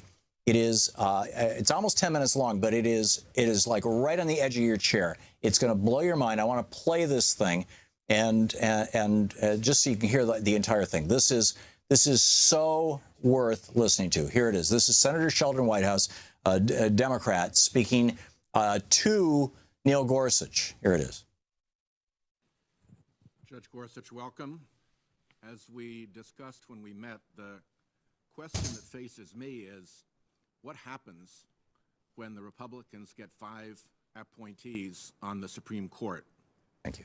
I can't help but notice the long array of 5-4 decisions with all the Republican appointees lining up to change the law to the benefit of distinct interests, Republicans at the polls and big business pretty much everywhere. Let's look at the 5-4 decisions. First, helping Republicans at the polls. This is amazing. All the Republican appointees' 5-4 decisions on election law favor Republicans at the polls. 6-0. Helping Republicans gerrymander, paving the way for the Republican Red Map plan that won the House against the American majority in 2012. Jubilee, 5-4, all the Republican appointees. Helping Republican legislatures keep Democrat-leaning minorities away from the polls with targeted voter suppression laws. Shelby County, 5-4, all the Republicans. Bartlett v. Strickland, 5-4, all the Republicans. Helping corporate money flood elections and boost Republican candidates. McCutcheon, 5-4, all the Republicans, counting the concurrence. Bullock, 5-4, all the Republicans. And the infamous Citizens United decision, 5-4, all the Republicans. In each area, the court made new law, 5-4, and each decision predictably helped Republicans win elections. At 6-0, it's a partisan rout. Then look at cases that pit corporations against human beings. All the 5-4 Republican appointee decisions line up to help corporations against humans. Citizens United and the political money decisions should again count here. All 3 of them, 5-4, all the Republicans.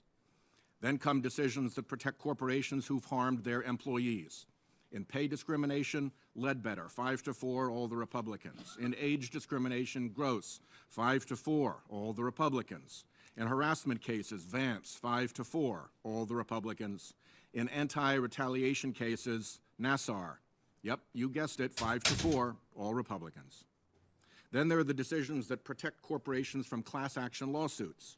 Walmart v. Dukes, 5-4, and Comcast, 5-4, both all Republicans. Then there are decisions that help corporations steer customers away from juries and into corporate-friendly mandatory arbitration. Concepcion and Italian Colors Restaurant, both 5-4, both all Republicans. The Iqbal decision, 5-4, all Republicans, help bar the courthouse door for all types of plaintiffs. All of this helps keep corporations away from juries, the one element of government hardest for corporations to control. Indeed, as you know, tampering with a jury is a crime. The court also helps big business against unions. Harris v. Quinn, 5-4, all Republicans. Last year, Friedrichs was teed up as a 5-4 body blow against unions when Justice Scalia died. With a new 5-4 court, they'll be back. Throw in Hobby Lobby. Corporations have religious rights that supersede health care for their employees. 5-4, all Republicans. Add Heller and McDonald, reanimating for gun manufacturers a legal theory a former Chief Justice once called a fraud. 5-4, all Republicans. Help insulate investment bankers from fraud claims? Why not? Janus Capital Group, 5-4, all Republicans. Chamber of Commerce v. EPA gave corporate polluters an unprecedented victory, again, 5-4, all Republicans. That's an easy 16-0 record for corporations against humans. To me, every time seems like a lot. There's no coincidence here. Big business has law groups out trolling for test cases to go get those cases before the friendly court. The Republican politico-industrial complex piles in, with amicus briefs and floods to tell the Republican appointees on the court what it wants. Republican justices are even starting to give hints so big business lawyers can rush to get certain cases up pronto to the court. It's kind of a machine. Special interests set up and fund front groups. The front groups appear as amici before the court. The amicus briefs of the front groups tell the court what the special interests want. The court follows the amicus briefs. The decision benefits the special interests, and the special interests pour more money to the front groups. On it goes like turning a crank. The biggest corporate lobby of them all is winning better than 2-1 at the court. This 5-4 rampage is not driven by principle. Over and over, judicial principles, even so-called conservative ones, are overrun on the court's road to the happy result. Stare decisis. That's a big laugh. These were law-changing decisions, many upending a century or more of law and precedent. Textualism. The Second Amendment uses the military term, arms, and talks about militias, but never mind that when the gun lobby wants something. Originalism. There's a particularly good one. Find me a founding father who planned a big role for business corporations in American elections, or one who would have countenanced the steady strangulation of the civil jury without so much as a mention of the Seventh Amendment. The Citizens United majority even fiddled with court procedure to get to the decision it wanted to deliver, dodging its way around a record that would have belied their findings of fact, setting aside that their findings of fact were factually preposterous, as events have shown, and that appellate courts are not even supposed to make findings of fact. It's not just us who notice. Top writers and scholars describe the Roberts Court as essentially a delivery service. Jeffrey Toobin wrote in 2009, even more than Scalia, Chief Justice Roberts has served the interests and reflected the values of the contemporary Republican Party. Linda Greenhouse in 2014, I'm finding it impossible to avoid the conclusion that the Republican-appointed majority is committed to harnessing the Supreme Court to an ideological agenda. Norm Ornstein has described what he called the new reality of today's Supreme Court. It is polarized along partisan lines in a way that parallels other political institutions and the rest of society in a fashion we have never seen. Studies of the court's decisions show it's the most corporate-friendly court in modern history, with Justices Roberts and Alito vying to be the most corporate-friendly justice. And the American public knows something's gone wrong at the court. A 2014 poll revealed that a majority of Americans think a person won't get a fair shake in this court against a corporation. Now, where do you fit in? When Hobby Lobby was in the 10th Circuit, you held for a corporation having religious rights over its employees' health care. Your record on corporate versus human litigants comes in by one count at 21-2 for corporations. Tellingly, big special interests and their front groups are spending millions of dollars in a dark money campaign to push your confirmation. We have a predicament. In ordinary circumstances, you should enjoy the benefit of the doubt based on your qualifications. But several things have gone wrong that shift the benefit of the doubt. One, Justice Roberts sat in that very seat, told us he'd just call balls and strikes, and then led his 5-person Republican majority on that activist 5-4 political shopping spree. Once burned, twice shy. Confirmation etiquette has been unhinged from the truth. 2, Republican senators denied any semblance of due legislative process to our last nominee, one, I would say, even more qualified than you, and that's talking about something. Merrick Garland here. Why go through the unprecedented political trouble to deny so qualified a judge even a hearing if you don't expect something more amenable to come down the pike? Those political expectations also color the benefit of the doubt. Finally, the special interests who've done so well in that 5-4 extravaganza of decisions are now spending millions and millions of dollars campaigning to push your nomination. They obviously think you will be worth their money. These special interests also supported the Republican majority keeping this seat open.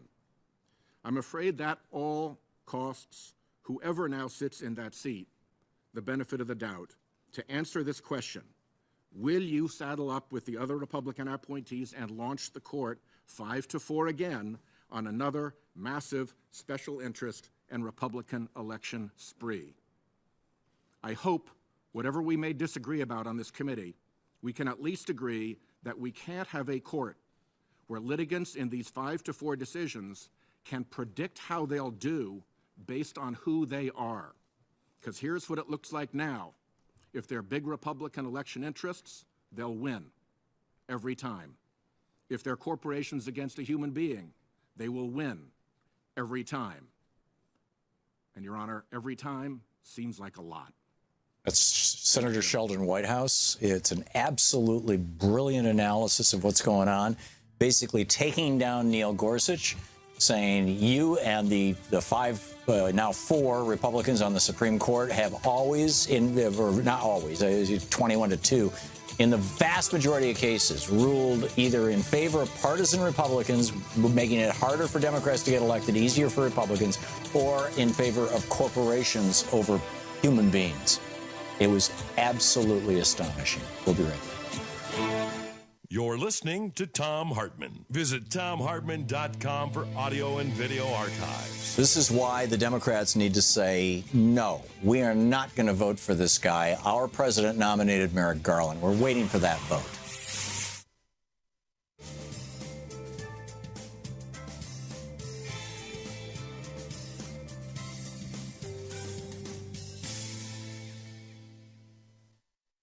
Welcome back. Thom Hartmann here with you, and James in Lafarge, Wisconsin. James, a quick question. Are you there? Yes, I'm here, Tom. Okay, great. You've been watching us on YouTube. At any point during the show, did you hear music over, basically kind of drowning me out for a fairly long period of time? Yeah, I did, but I silenced the YouTube channel. I heard it drowning out over the phone a little bit. When was that? Probably like, I don't know, 15 minutes ago. Okay, thank you. We've got some sort of a technical problem. We're trying to figure out what it is. Anyhow, James, what's on your mind? I guess hiring discrimination. Have you ever heard of the movement towards ban the box? Yeah. Yeah. So that you can no longer ask people if they're felons. Yes.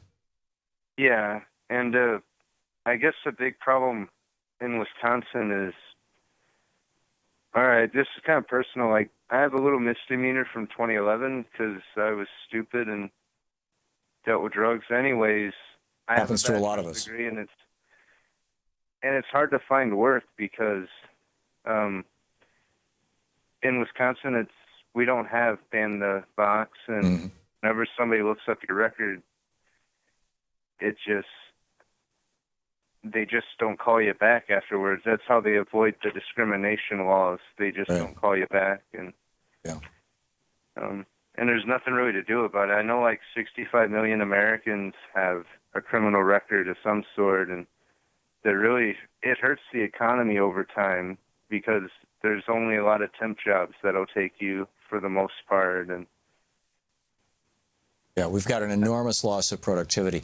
James, I wish you the very best, and I agree. We need to ban the box. We need to say that people, who have served their time and who have repaid their debt to society, not only in those states where they can't vote for the rest of their lives, should be allowed to vote, but in those states like Wisconsin, where you live, who can't basically work for the rest of their lives, should be allowed to work. Thank you, James, for the call. Good information.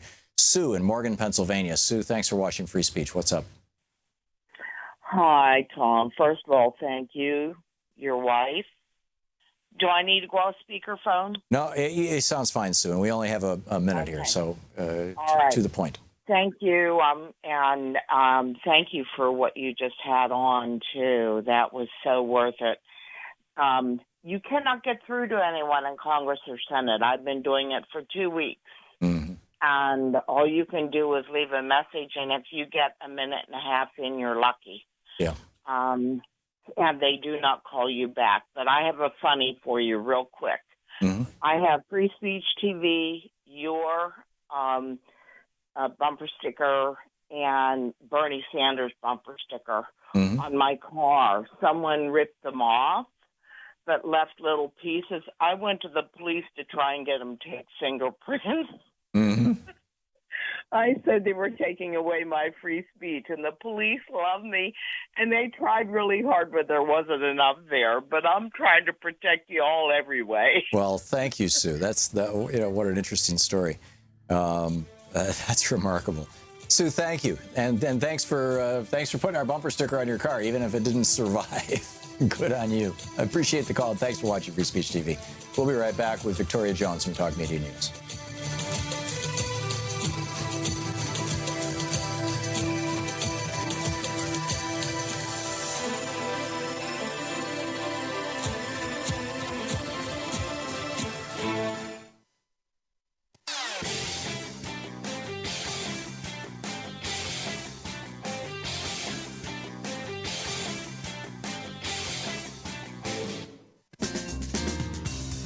Welcome back. Thom Hartmann here with you, and let's check in with Talk Media News, find out what's going on in the world today. This report brought to you by goatsfortheoldgoat.com, and on the line with us is Victoria Jones. Hey, Victoria. Hey, Tom. So what's up? So on the 7th anniversary of the Affordable Care Act, Republicans want very much, House Republican leadership wants very much to have a vote, what they believe would be the last vote to repeal it. Well, the difficulty about that is whether they are going to have enough votes to repeal it. There was a meeting this morning at the White House with President Trump and the House Freedom Caucus, which was described as intense. And the Freedom Caucus apparently wants an ironclad document. The White House is delivering what Sean Spicer is describing as a final offer to critics. He's meeting this afternoon with the Moderate Tuesday group to try and get them on board. It's very difficult to balance the two sides. Now, was this before or after word came out that the Koch brothers had put together a multi-million-dollar fund to help get Republican members of Congress who vote no today reelected? This was after, but the schedule for today's meetings came out last night. Mm-hmm. So this was already in last night's schedule, and I didn't see the Koch brothers story until, I think, this morning. So presumably these guys went into the White House knowing that the Koch brothers had their back. I don't know whether they knew that the Koch brothers had their back, because I did not see the Koch brothers story until today, and this Freedom Caucus meeting was scheduled yesterday. Right. So they may or may not have known that. But these Freedom Caucus guys, they are livid, and some of them, they are ready to vote no regardless. Because many of them are from districts that they believe they could win whether they vote no or not. Right. If they vote against the president, they still think they could win their 2018 election. They're not bothered. Right. Plus, they don't want a couple of cranky billionaires who are basically responsible for their political careers to pull the rug out from under them. Well, there may be that. Yeah. Meantime, even if this thing does get through the House, and we're hearing now, apparently, that they may even, it depends who you speak to, but there is some reporting that the vote which House Republicans really, really, really want today, because it is the 7th anniversary, may, in fact, according to roll call, have to be pushed back until Friday. Tomorrow. Yes, tomorrow, because they just may not be ready to go with it. And that's the day of thing that they're basically pretending that tomorrow is part of today? I guess they would have to, but simply because they feel they've got to get everybody in line. The other way, of course, you can do this is you have the vote and then you hold the vote open. One of the things, apparently, because the Freedom Caucus was saying that they had to have a rollback of the 10 essential health benefits, which the White House was going along with. But then apparently the House Freedom Caucus said, well, that's not enough for us. We also want you to get rid of the provision saying that we're going to keep pre-existing conditions in there. And whoa. Yes, exactly. Whoa. So the Kochs basically want to take us back to the 1920s? I don't know. But, I think this is a bridge too far for many Republicans. It's certainly a bridge too far for many moderate Republicans. That is going to be way a bridge too far for most people, I think, in the Senate. And even if this gets through the House, whatever form it gets through in, there are many, many, many senators who have issues with it on both, in both sides of the aisle and all different quarters within. So the bet these guys are placing is that the outrage that the American people will experience when their pre-existing condition problem comes back with these banksters that call themselves health insurance companies, they're figuring that the wrath of the voters is not as important as the money from the Kochs, that enough money can wash away that wrath. Is that like the?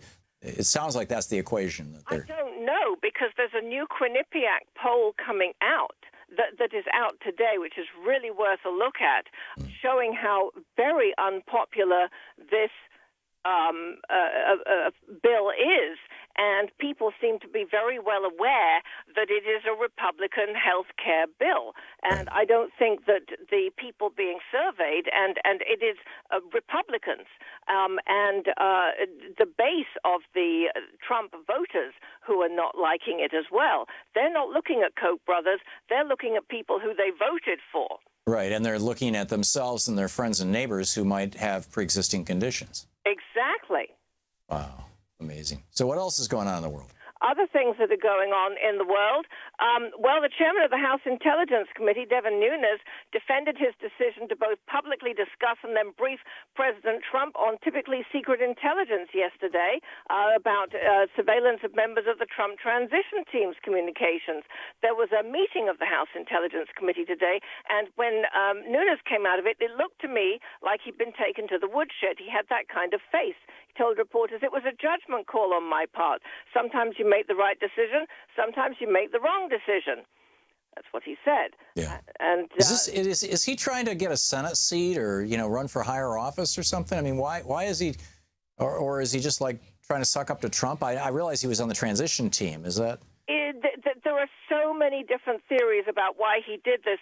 Dana Bash, the chief political correspondent for CNN, said something very interesting this morning. She said that before he went out and did all these things, he was absolutely furious. And there were other Republicans from the committee in the room with him. And they said, "Don't go out. Don't have a press conference. Don't do any of these things. You're making a huge mistake. You're putting the investigation in jeopardy." And apparently he was so angry, and he was so angry about the way that the hearing went on Monday that he went out anyway. So he's trying to defend Trump's reputation, or trying to, or not even that. He's trying to defend Trump's tweet that Obama wiretapped him. I mean, that's what this all boils down to, right? Well, I don't know, but I mean that's what Dana Bash said, and she's the first person I've heard of saying that there were other Republicans in the room who tried to talk him out of it before he went out and did these things. Remarkable. Remarkable.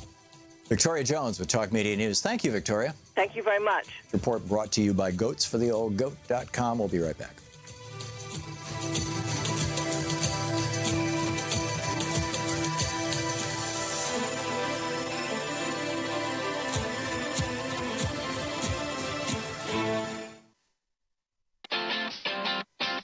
You're listening to Thom Hartmann.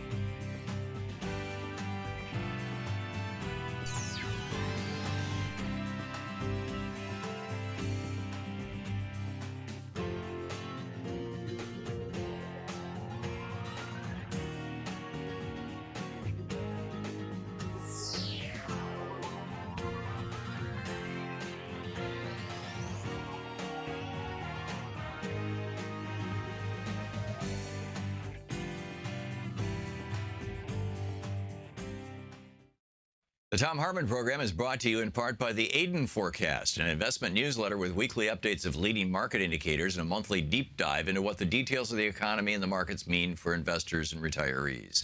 On the web at aidenmarkets.com. Wines have some of the highest pesticide levels in our food chain. This hour brought to you by ecowine.com. Pesticide-free wines, organic wines, imported from France by the organic wine company, ecowine.com. The Thom Hartmann Program is brought to you in part by Super Beets. Super Beets are sourced from non-GMO beets, and they're packed with dietary nitrates, helping to produce nitric oxide for more energy, stamina, and support for healthy blood pressure levels naturally. For more information, call 800-223-8242 or visit freespeechbeets.com.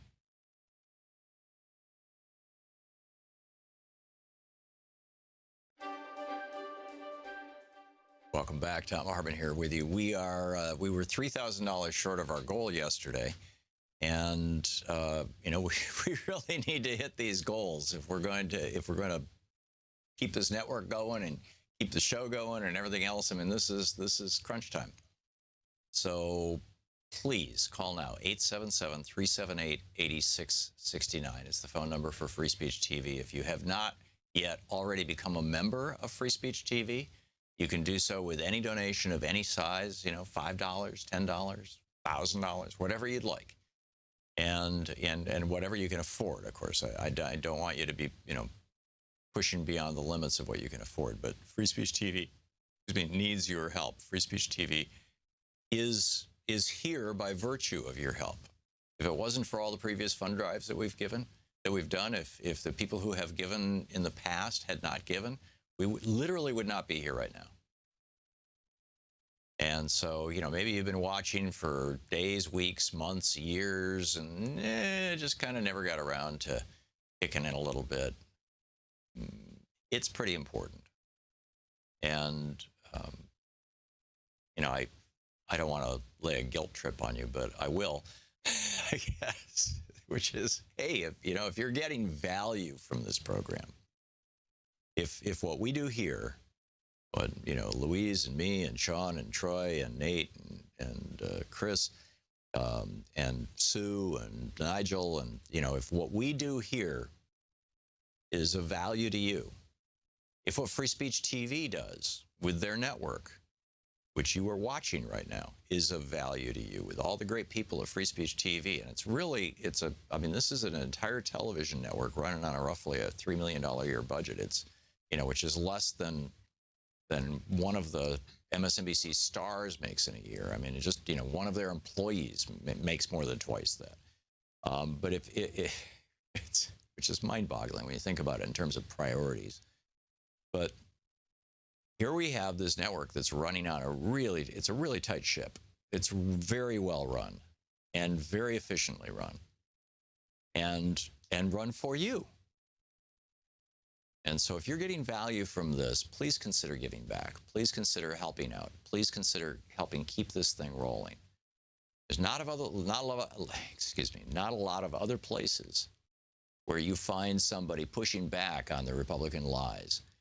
Frankly, there are entire areas, broad areas, where you will never hear a conversation. For example, net neutrality.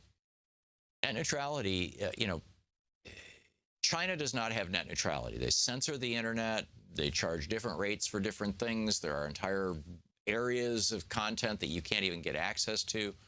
The ISPs and the government basically have complete control over everything you do, and they monitor everything you do. That's China. Canada has said net neutrality is a basic Canadian human right. They literally passed legislation to that effect last month. So net neutrality in Canada, not going away. ISPs can't speed things up or slow things down or censor things or block things or charge extra for things other than just the total volume of content that you're using or the speed at which you're using it, which are not unreasonable. But basically all those other things they can't do. So you've got China on the one hand, Canada on the other, and we've been with Canada up until this point. The Obama administration, Tom Wheeler at the FCC, they kept us there with Canada, an open and free internet. Well, now, under the Trump administration, Ajit Pai, the head of the FCC, that Trump put in as head of the FCC, he wants to move us in the direction of China. Literally, not making this up. He wants to do away with net neutrality in the United States. There will be no discussion of that on MSNBC, I predict. So far, there's been none. Why? Because MSNBC is owned by Comcast, and Comcast is suing the government to end net neutrality. There'll be no discussion of it on CNN. Why? Because CNN is owned by Time Warner, and Time Warner is trying to merge with AT&T, and AT&T is suing the government to try to stop net neutrality. And that's just one of a number of issues that literally never get discussed in the corporate media.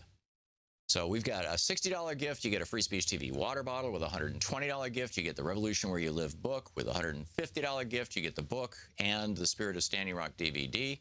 With a $240 gift, you get the Spirit of Standing Rock DVD, the Free Speech TV water bottle, a grocery bag, and the bumper sticker. With a $360 gift, you get the Revolution Where You Live book, the grocery bag, the Free Speech TV hat, the hand fan, and the bumper sticker. And with a $1,000 gift, come to Washington, D.C., and I'll take you to lunch. So those are the goodies that we're offering. But I'm telling you, much more important than getting a bumper sticker, although bumper stickers are really cool. And you know, we should all be getting bumper stickers and putting them on our cars and promoting Free Speech TV. But more important than any of that is that here on this network, you actually hear things that are important to your life that big corporate networks refuse to talk about because doing so would harm their profits.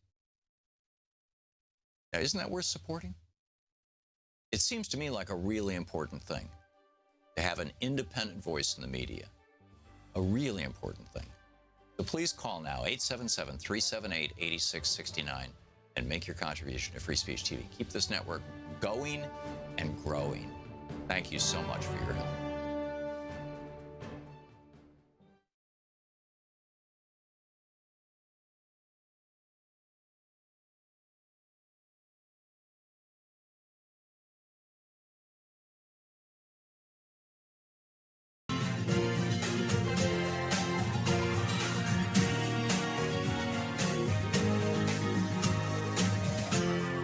This is the Thom Hartmann Program. Welcome back. Thom Hartmann here with you. This was yesterday, I guess, but about 40 minutes after Supreme Court. This is Ian Millhiser writing over at the Center for American Progress's blog, Think Progress.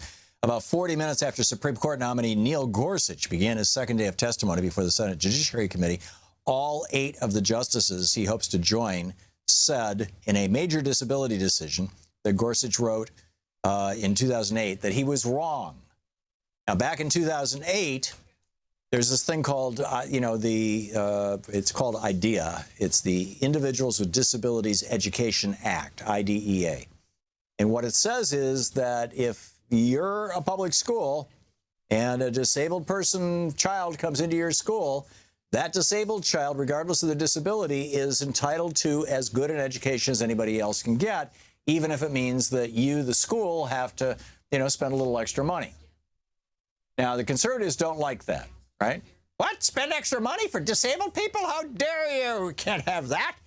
And so the job that Neil Gorsuch had was to figure out a way to screw disabled kids, to ruin, to deny disabled kids access to a full and complete education, and yet still keep the law in place, because he couldn't strike down the IDEA Act. I mean, that's something the Supreme Court could do. But so what he did was he invented a new legal doctrine. He hatched this out of thin air, this guy. Which, by the way, is kind of, you heard Sheldon Whitehouse in the last hour talking about Citizens United and how those guys, and the 5 Republicans on the bench in Citizens United, they didn't even decide the case before them, which was very narrow. They instead asked everybody to come back and argue a much wider case, which is something the court should never do and historically, to the best of my knowledge, has never done. So they're literally, these are court-created law. This is not calling balls and strikes. This is not, judicial conservative judicial behavior. This is active legislating from the bench. And so the new standard that Neil Gorsuch came up with is that he called it the de minimis standard. That if a disabled child is getting anything at all more than nothing, that meets the requirement of the law that they have a comprehensive and complete education. The exact phrase he said, this is, what he said was that educational benefits must merely be more than de minimis. De minimis is a Latin phrase meaning so minor as to merit disregard. So Gorsuch, Ian Millhiser writes, essentially concluded that school districts comply with their obligation to disabled students so long as they provide those students with little more than nothing. Chief Justice John Roberts, conservative Republican John Roberts, writing for all 8 justices, his other 7 colleagues, all 8 justices on the court, wrote, and I quote, "A focus on the particular child is at the core of the IDEA program. The instruction offered must be specially designed to meet a child's unique needs through an individual education program, an IEP." They threw out Gorsuch's attempt to create a whole brand. I mean, he's doing the same thing his mother did at EPA back from 81 to 83 when Reagan put her in EPA to tear down the Environmental Protection Agency, and she had to resign in the middle of a scandal at 83. Just pulling stuff out of his backside, creating things out of whole cloth to satisfy the Republican goal of how dare you spend my tax dollars on that disabled child? Not my disabled child. Meanwhile, Republicans want to make sure that pregnant women, if they're carrying a disabled child, don't know it. I mean, it's not a child at that point, but which is bizarre.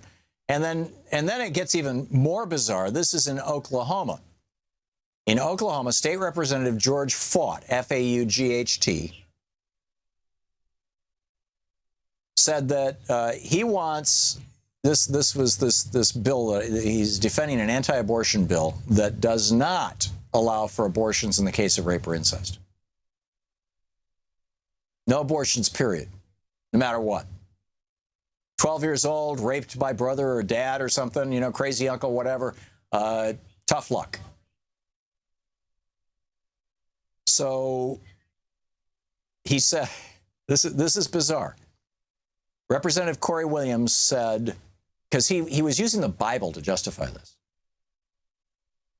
Now, if you've read the Bible, in the story of Lot, for example, Lot came into Sodom or Gomorrah, one or the other. I think it was Sodom, and with his 2 daughters and his wife.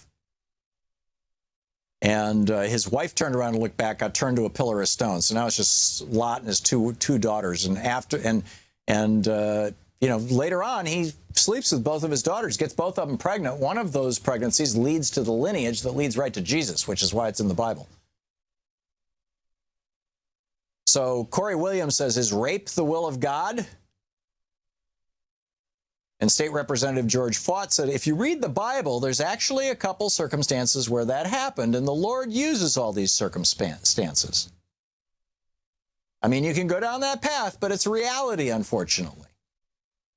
It's reality that God wants women to be raped or the victims of incest.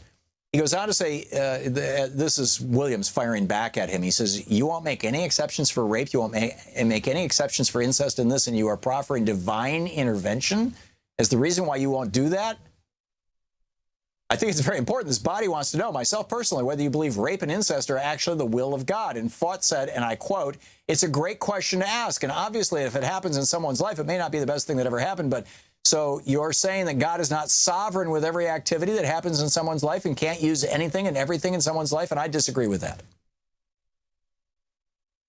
So under this bill, if a doctor performs an abortion, they can have their license suspended or revoked. They can face a fine of $100,000, and they can be sued by the woman who had the abortion if at any point in the future she decides, yeah, I really didn't want that.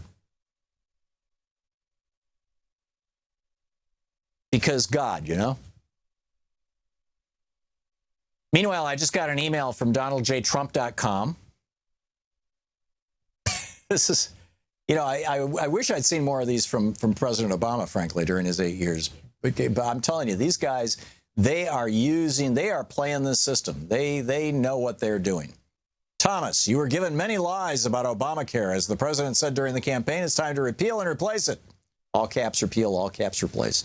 Call your representative immediately to say you support our plan to fix Obamacare's disasters. And then there's a link. Find your representative here. So the White House is now lobbying directly to the people for their legislation. And they're not telling people what's in it. They're not telling people anything about it. It's just basically, hey, do you support the president? If you do, call your representative right now. Here's the phone number. This is amazing. How long before Americans figure out what this con is all about? This is the Thom Hartmann Program. By the way, my apologies to our stations that ended up with music playing over me for a few minutes there back in the last hour. We figured out what happened, but my apologies.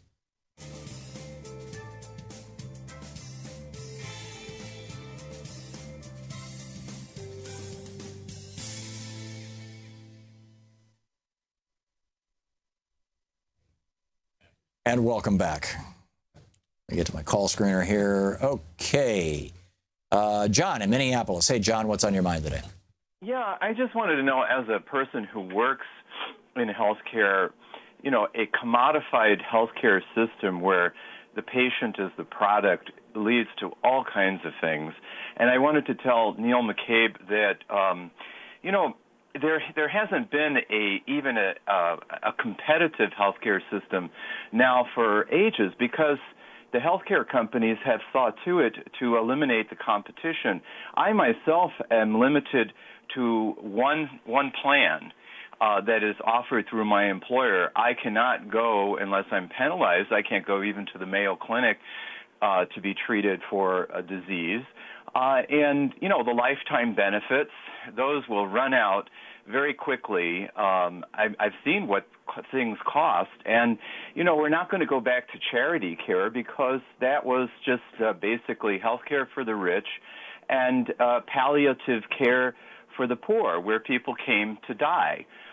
You know, but the whole idea is it's not really laughable. It's just absolutely immoral to treat people who are sick as a commodity and then pretend that they have choices. Their only choice is either to seek out health care or to die in their worldview, how they look at it. Yeah. And this is the kind of system that they want to get rid of Obamacare. But the thing that I really wanted to stress was all these players, you know, they're, you know, within this system, they were the ones who took health care for all off the table, single payer, you know, let's get rid of it, because they are going to make tremendous amounts of money, particularly insurance companies.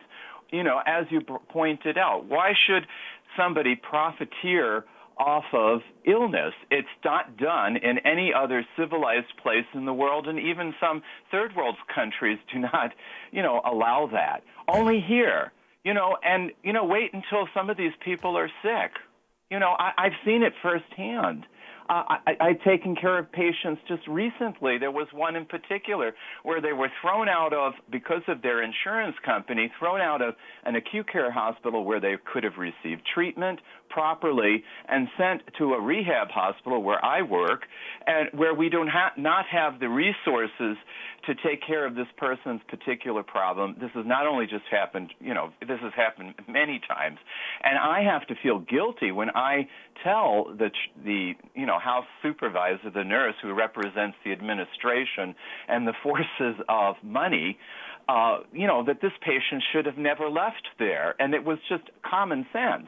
And, you know, the public doesn't see what happens behind the scenes, but I can tell you it is not pretty, and we labor under that burden, working as nurses, physicians, physical therapists, you name it. Any profession can tell you, you know, it sucks because we know what's going on, and we have to work within, you know, hamstrung, you know, with with these kinds of problems when we don't really need to.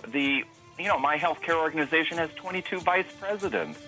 I mean, the administrative cost of just my whole healthcare system is absurd. When, I don't know how many, nurses could have been hired for just one of those vice presidents. This is just a scam on the American public. No, I agree. Yeah, United Healthcare has over 100 people who make over $1 million a year. It's crazy. John, thank you for the call. We'll be back.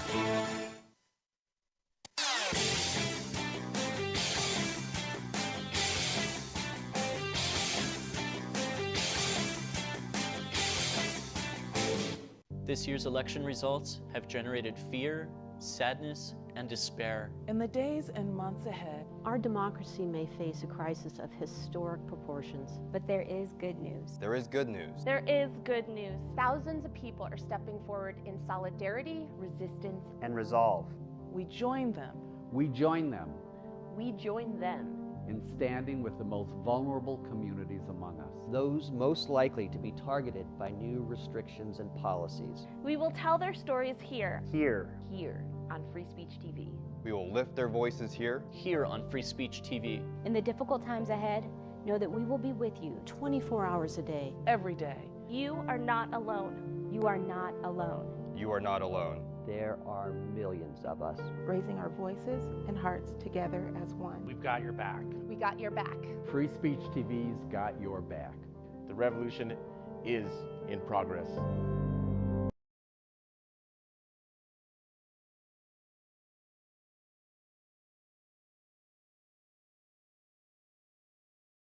Or KPHX or NX, whatever it is. Peter, what's on your mind today? Thanks so much, Tom. I had a question I would love to ask Gorsuch, and it's kind of a two-parter, but the first part would be that you say you are a strict constitutionalist of the reading of the Constitution, and I would say that's funny because I am too.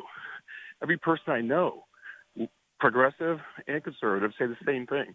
Yep. And it's a fraud. The originalism thing is a fraud. I mean, they would have to support slavery if they were true originalists.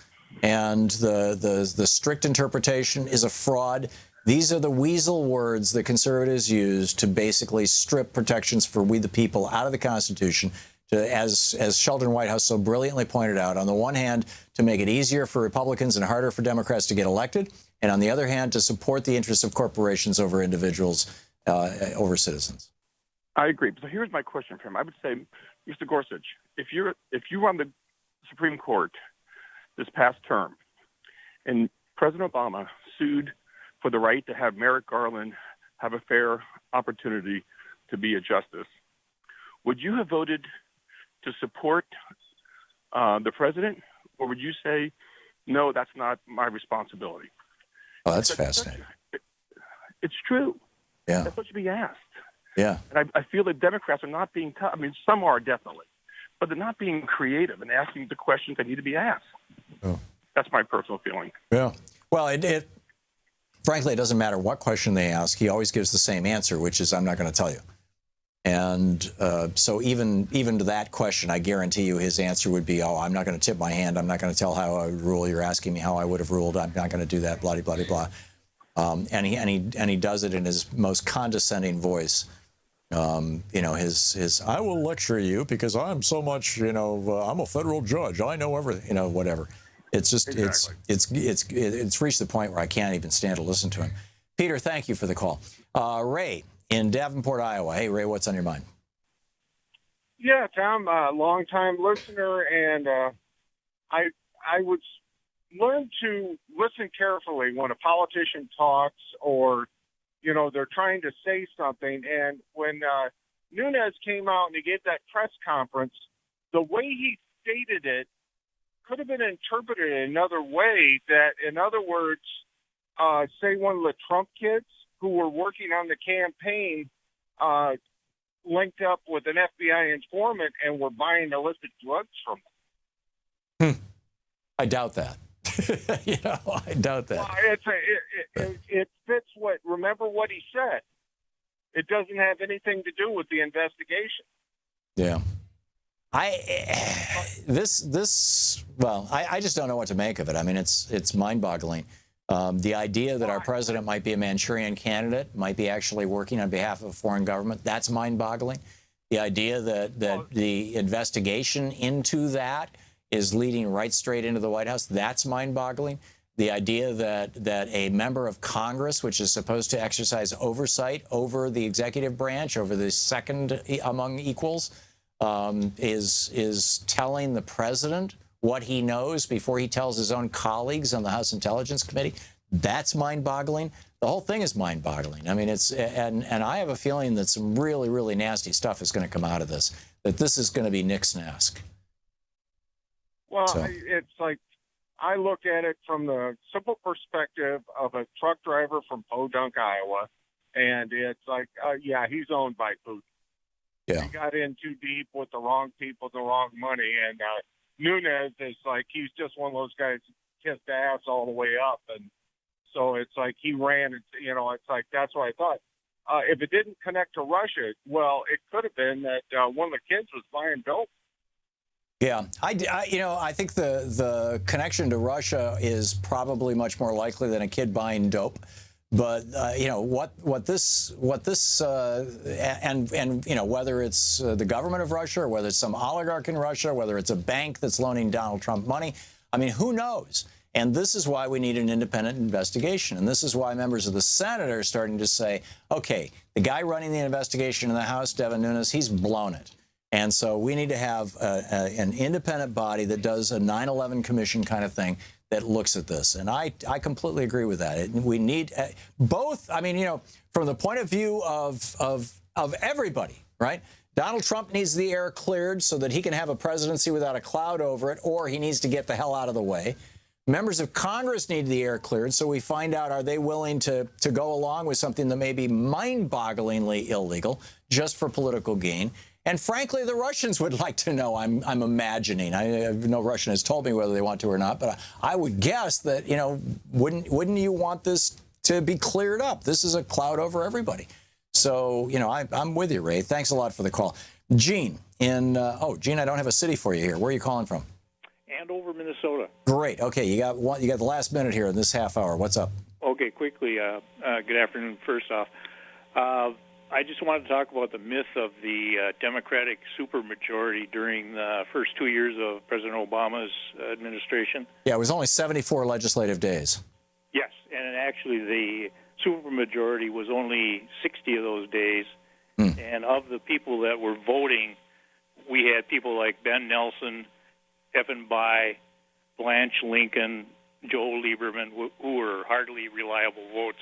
Well, it was Joe Lieberman who stabbed us in the back and forced Obama to pull the public option out of Obamacare. Exactly.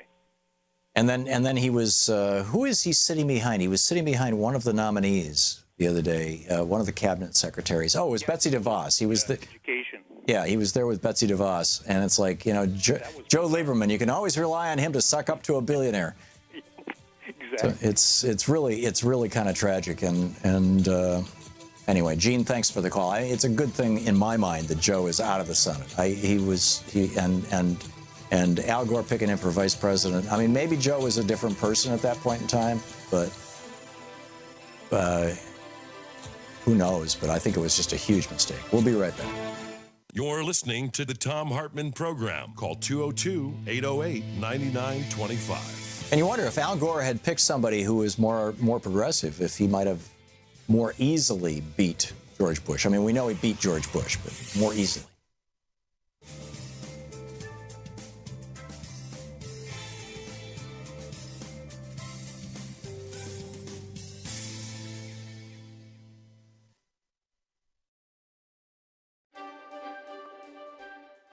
Welcome back. Thom Hartmann here with you. We were $3,000 short of our goal yesterday.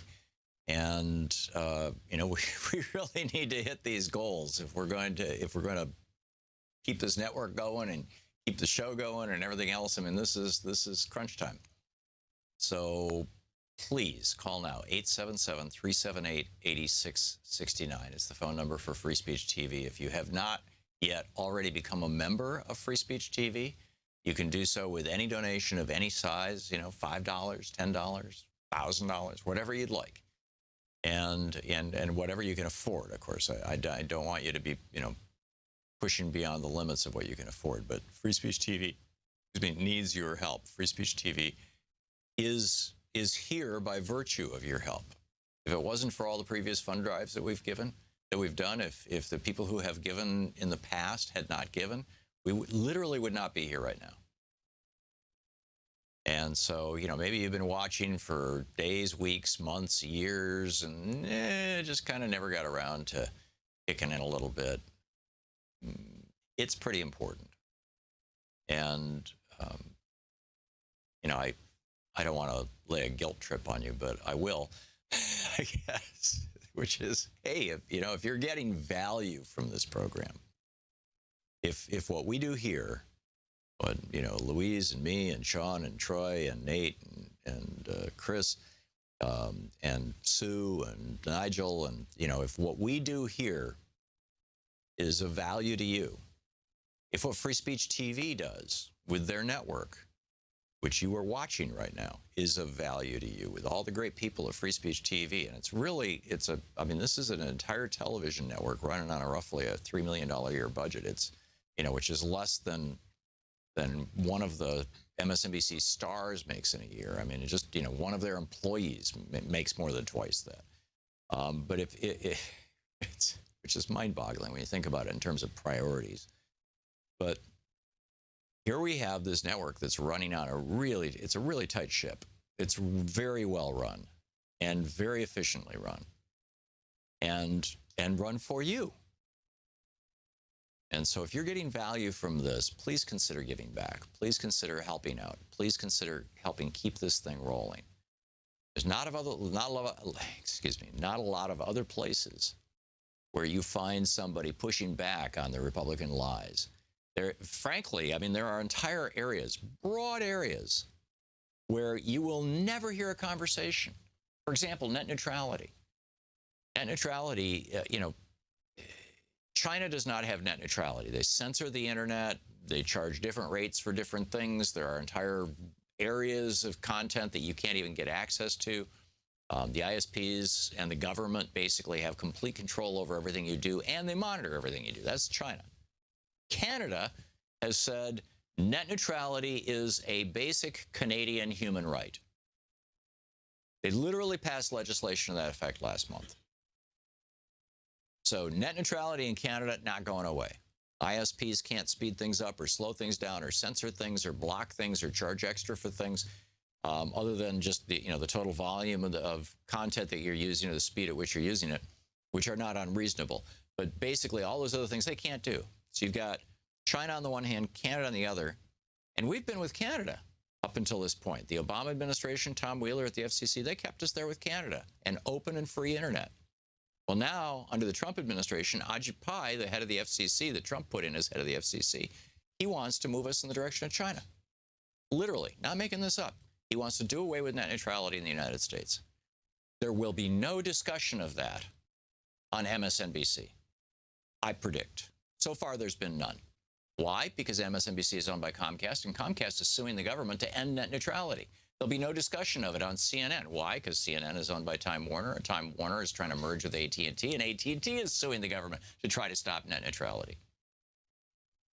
And that's just one of a number of issues that literally never get discussed in the corporate media. So we've got a $60 gift, you get a Free Speech TV water bottle. With a $120 gift, you get the Revolution Where You Live book. With a $150 gift, you get the book and the Spirit of Standing Rock DVD. With a $240 gift, you get the Spirit of Standing Rock DVD, the Free Speech TV water bottle, a grocery bag, and the bumper sticker. With a $360 gift, you get the Revolution Where You Live book, the grocery bag, the Free Speech TV hat, the hand fan, and the bumper sticker. And with a $1,000 gift, come to Washington, D.C., and I'll take you to lunch. So those are the goodies that we're offering. But I'm telling you, much more important than getting a bumper sticker, although bumper stickers are really cool. And we should all be getting bumper stickers and putting them on our cars and promoting Free Speech TV. But more important than any of that is that here on this network, you actually hear things that are important to your life that big corporate networks refuse to talk about because doing so would harm their profits. Now, isn't that worth supporting? It seems to me like a really important thing to have an independent voice in the media. A really important thing. So please call now, 877-378-8669, and make your contribution to Free Speech TV. Keep this network going and growing. Thank you so much for your help. Hey, one.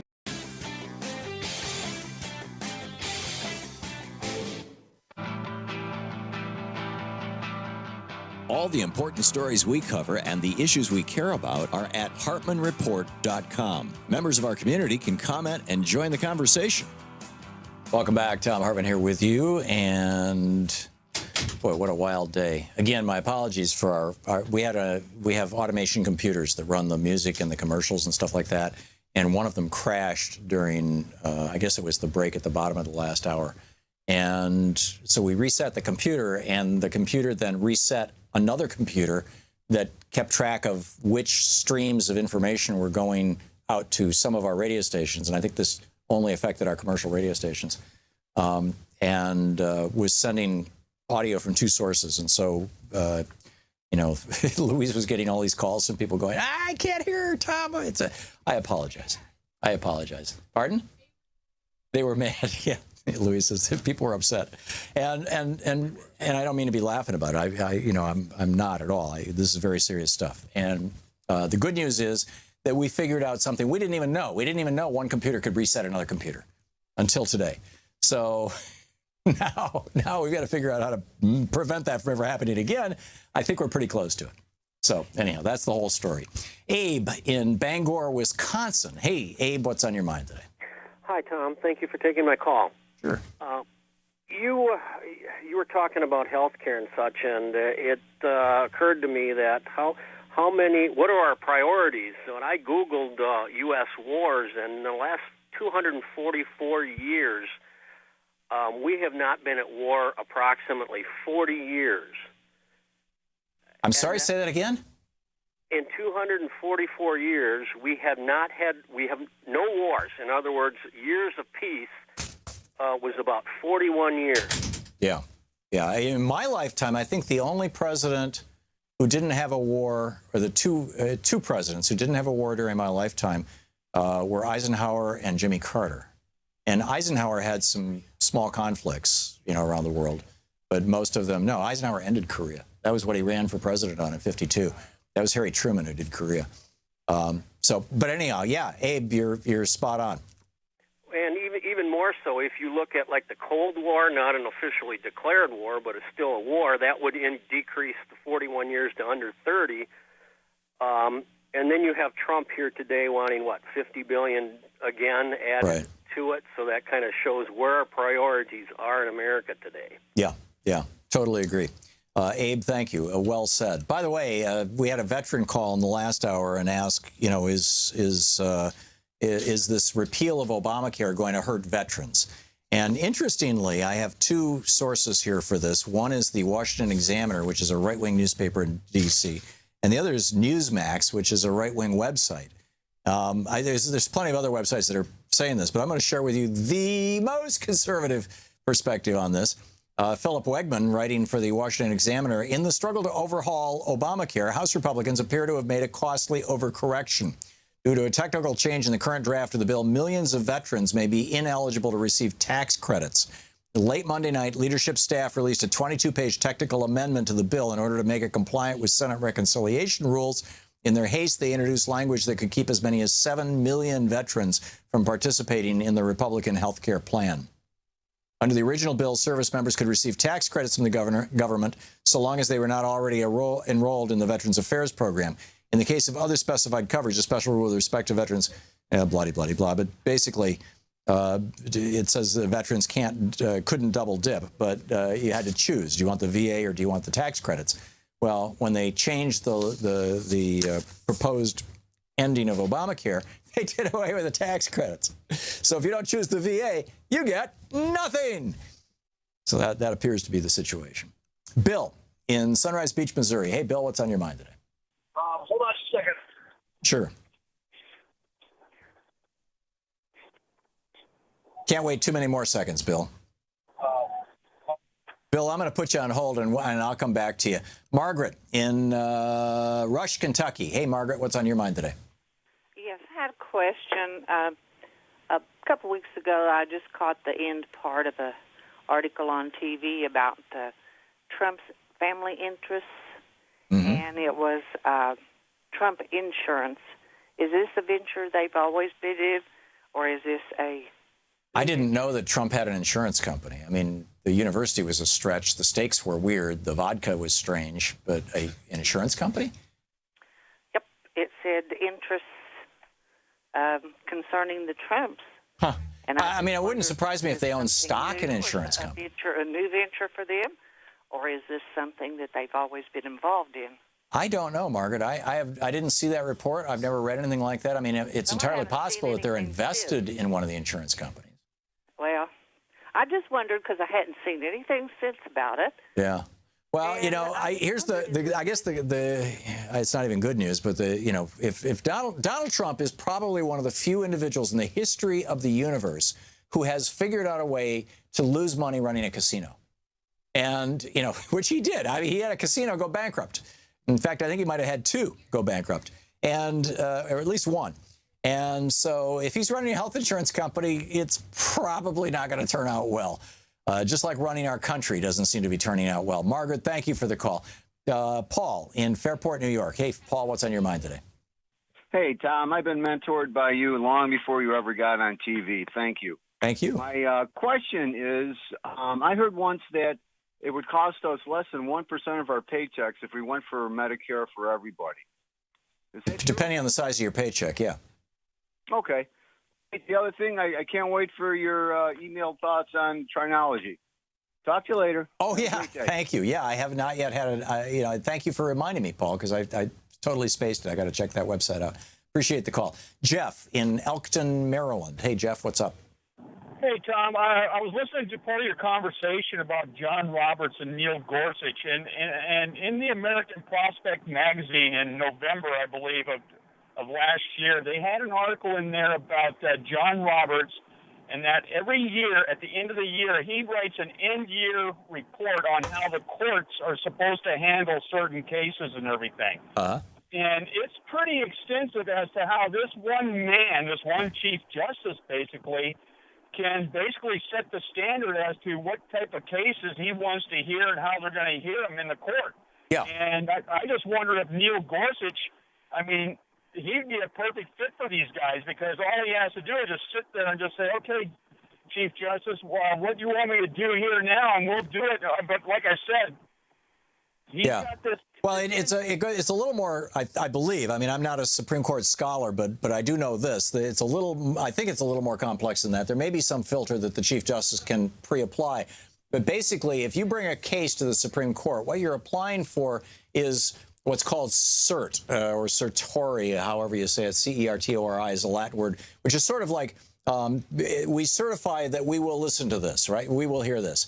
And so, and it takes 4 votes on the court to say, yes, we will take the case.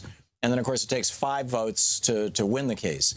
And so, some cases are not granted cert, other cases are. But, you've got 4 reliable conservatives on the court. They're gonna take conservative cases, I would think. Yeah, like I said, I was reading that American Prospect article, and under the United States Code, because of if you go to page 3 on it, if you Google it up and go to page 3, it says which code that John Roberts has to. He has to do this report every year on how they're going to operate the court, and it's pretty insightful as to what he can do and what he can do basically, and it's just like just a one-man person on his. I think I highly recommend that maybe you could read that. I will check it out, Jeff. I'll check it out. Thank you for the heads up. Merlene in Morriston, Florida. Hey, Merlene, what's up? Hey there. I haven't talked to you in a long time, Tom. But nice to hear your voice again, Merlene. My call, and thanks for being there for us socialist, progressive liberals. Thank you. And I tell everyone I'm a socialist. But what I'm calling is that I want to ask you if there's any possibility we could do a recall on Trump? No. I know There's no provision for that, to the best of my knowledge. They said that they never have ever heard of the national recall, but I don't know why we can't. Well, because it's not provided for in the Constitution. However, if a majority of the cabinet members decide that Trump is unfit for office, they can basically throw him out under the 25th Amendment to the Constitution. And of course, if he's convicted, if he's impeached, he's toast too. Marlene, thank you for the call. You're listening to Thom Hartmann. Visit thomhartmann.com for audio and video archives. You have to get impeached in the House, which happened to Andrew Johnson and Bill Clinton, but then you also have to get convicted in the Senate to be removed from office, which has never happened before. We'll be right back.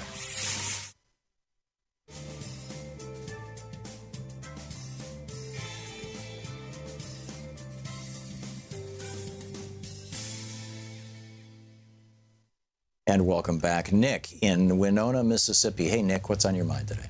Hey, how you doing today? Good. What's up? I was thinking about what the congressman did yesterday. I forgot his name that quick. Nunes. Yeah, Devin Nunes. Yeah, thank you. And, one thing that ran through my mind, one question. I wonder if that is the reason why Comey was hesitant to meet with Congress in the first place. For that particular reason. Not because of Nunes himself, but the Republican Party in general. What? Because remember, there was a controversy originally about him not meeting the committees like he was supposed to, remember? You're talking about Trump. No, Comey. Oh, Comey. I thought you said homie, and I've been sitting through this whole call trying to figure out who the heck is homie. Comey, yeah. That may have been my phone. No. It's I'm listening through this little tiny thing in my ear, Well, Comey is trying to walk this line. I mean, minefield, really. Yeah, I was very disappointed in the way that he basically flipped the election against Hillary Clinton by coming out with this breathless announcement that they'd found her emails on Carlos Danger's, Anthony Weiner's computer. Tom, now, I agree with you. However, what I'm thinking much further beyond that. What I'm thinking about is during the time that a few weeks ago when he was supposed to show, to Congress, and he didn't do it. Right. Okay. And my line of thinking is, I wonder if the reason he didn't do it in the past is because of what Nunes pulled yesterday. Okay? In other words, I wonder if he's thinking that the Republicans cannot be trusted. I get it. In other words, he doesn't want to meet with them even in private session because he's afraid anything he says to them will leak like a sieve, maybe directly to Trump, and Trump is the subject of an FBI investigation. Exactly. Yeah. What Nunes did is, in fact, somebody tweeted this morning. I retweeted it. Is generally referred to as confiding in the perp, or informing the perp, the perpetrator in this case. Because, I think what's going to end up happening when this thing does finally drop, and eventually it's going to drop, I told you before, I think it's going to take half of the Republican Party with it. It's increasingly looking like it, Nick. Yes. It really is. And but the question is, it's the old, I forget the Latin for it, precipa something, who shall watch the watcher, right? Who polices the police? The Republicans control Congress, and Congress is the investigative body. Comey, who is a lifelong Republican, controls the FBI. You got the entire executive branch now being controlled by Donald Trump, who's a Republican. And so who has the power to hold him to account?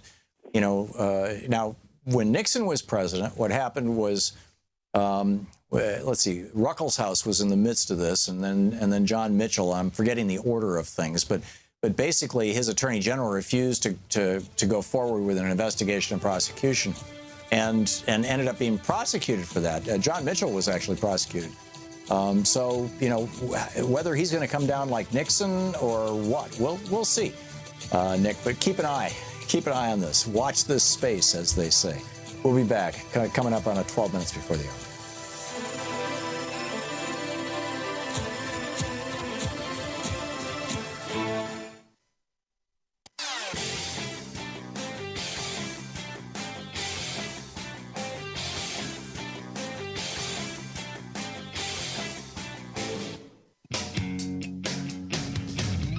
Welcome back. Thom Hartmann here with you. Quid custodia ipsus custodia, right? Custodes. Thank you, Troy, our Latin expert here. Who shall watch the watcher? This is the problem that we have with all Republicans, up and down, turtles all the way, right? Or Republicans all the way. And it's like, who's going to hold them to account? It's a tough one. Andrea in Tucson, Arizona. Hey, Andrea, what's on your mind today? Hi, Tom. Hey, I've finally gotten through to you one time. Well, thank you. And I love listening to you. I love all your background on what's going on. Thank you. But in the case of Nunez yesterday, and I don't know, somebody might have already mentioned this because I've just now picked up on the calls, but what I was thinking is that when Comey testified that what they're looking at was primarily the campaign and the transition, well, it's well known that Nunez was in the transition. Correct. Which is the first reason why they thought he should not be over this committee. But maybe the information he got yesterday was him getting scooped up in the... Oh, so he panicked and he ran to the president saying, protect me, help me. Or how are we going to handle this? Because there's more people implicated here than anyone maybe have even thought about. That makes a hell of a lot of sense, Andrew. I mean, it could have been him talking to somebody, and maybe even after all these committees had started hearing, and now he's somehow been picked up on those calls, or somebody in the committees. Yeah, because Nunez was on the presidential transition team. Right. And the presidential transition team is being investigated by the FBI, and Nunez is also the chairman of the House Intelligence Committee, which is like bizarre. He absolutely should have recused himself from all of this. Right. So, yeah. Andrea, I think you're onto something. You might be our John Dean. The person who lifts up the rug and goes, uh-oh, there's a cancer on the presidency. Look at that. I'm just hoping it will just break open like a big piñata, as they say out here, and all the candy comes falling out. There you go. Andrea, thanks so much for the call, and thanks for listening to SiriusXM. Milt in Ironwood, Michigan. Hey, Milt, what's on your mind today? Well, hi, Tom. First of all, I want to thank you for what you do. Oh, my pleasure. And I have kind of a down-the-road question. I was wondering, with all the Republican gerrymandering that's out there, what were the real chances of the Republicans suffering any damage from repealing the ACA? I'm sorry, say that again? Well, I was wondering, with the Republican gerrymandering in regards to voting, down the road, I was just wondering what the real chances of them suffering any damage would be with the voters from repealing ACA. Good question. I don't know the answer. If they succeed in repealing the Affordable Care Act, they are trying to do it so that the primary consequences don't happen until after the 2018 election. And the big consequences don't happen until after the 2020 election. So they know how toxic this is going to be. So the question isn't so much, when people start getting whacked, losing their health insurance and stuff like that, as a consequence of what the Republicans do, are the people going to rise up? The question is, are the people going to figure it out before it's too late? And my sense of it is that the people are figuring it out right now because the news media is actually doing a reasonably good job of covering this. Although I was, like I said earlier, I was very disappointed by NPR this morning, who had, Republican congressmen on and never even bothered to ask him about any of the details of what they were doing. It was all process stuff. And, the process stuff is interesting, but what is the process about? It's a process about throwing 24 million people off their health care. So we'll see how it plays out, Milt. This is something we're all watching. Thanks for the call, though. It's a very good question. Viva in Chicago. Hey, Viva, what's on your mind? Oh, hi, Tom. Thanks for everything you do. You are just the best. Thank you. Seriously, I tell everybody about you. Listen, I had an idea about this whole single payer. Mm-hmm. I just posted this thing that he was on David Letterman like last year, and he was talking about, how great it was in Scotland. Okay? Mm-hmm. So let's urge Donald to go back to that, and the way when all the insurance companies, that shouldn't be in profit health insurance to begin with, tell them, like, okay, if you have a car, you have to have insurance. Go make insurance for gun owners. Yeah, well, that's been my prescription all along. You know, is insurance, license, and registration for guns. Exactly, and they'd make a ton of money off of that, and just get out of being the middleman or the, you know. Yep. No, I completely agree. And why? And the whole reason why we have licensure and registration and insurance for cars is because a car can kill somebody, although it's not intended to kill somebody. Guns are actually intended to kill somebody. Exactly. So there's even a stronger reason to do it for guns. Yeah. Exactly. Yeah. And one other, like, really quick thing, I'll try to make it. You know about him spending $11 million a month for his, you know, little trips, where Obama only did $12 million for a year. Right. And of course, they can't afford food for children after school or Meals on Wheels or blah, blah, blah. George Lakoff, professor, he's a linguistics guy. He does this whole thing on moral politics, and he does a beautiful thing about how we can reframe, because what happens is the Republicans are framing everything. And when I saw Mick McGreedy using the word compassion to describe, you know, this new budget that they have, I just went through the roof. Regulations are called protections. Right, consumer protections by and large, yes. Yeah, but they call them regulations. Ooh, bad. So it's really all about the words, and we have to be very, very careful and watch how they use the words, especially when you got people like McGreedy up there saying it's compassionate. Yeah, totally agree. Viva, thank you for the call. Paul in Woodinville, Washington. Paul, we have 1 minute left in the show. It's yours. Yeah, Tom, you know, you're right about NPR not going over the details. This is really, I think, Jim Jordan, actually, the right-wing congressman from, I think, Georgia. He's right. This isn't repeal. It's neither repeal nor replace. It's neither fish nor fowl. They really, I don't think a lot of people know that the Affordable Care Act had 10 chapters in it. I've only heard them talk about 40 pages worth of the first 2 chapters. These are the things that they demonize. So really, this is a tax cut masquerading as health reform. Right, it's like taking enough words out of a sentence that you can't infer from context what the hell it means. It's absolute just ruin. Yeah, and this is what Bernie keeps saying. This is an $800 billion tax cut for the rich. That's all it is, and much of the Affordable Care Act still stands. It's just that it's largely it's defunded because of the taxes that have been cut. Right. Things like medical devices. You know what? Those things are a big ripoff. If they want to charge that much, then they can pay the taxes on them. But that's what they've done. It's a big tax cut masquerading as a health reform act. Absolutely agree. Paul, very well said. And you did it in less than 60 seconds. I'm impressed. Thank you, Paul. Thank you so much. And thank you all for being with us today. Once again, my apologies for the music in the second hour. We will fix it. We have fixed that. We've got that figured out. And my apologies to our radio stations, our affiliates that also had to endure it. But thanks so much for being with us today. We'll be back tomorrow. And in the meantime, don't forget, democracy is not a spectator sport. It actually does require all of us. You, me, all of us. We got to participate. It's not enough to just vote. Get out there, get active, tag, you're it. You've been listening to Thom Hartmann. For audio and video archives, visit thomhartmann.com.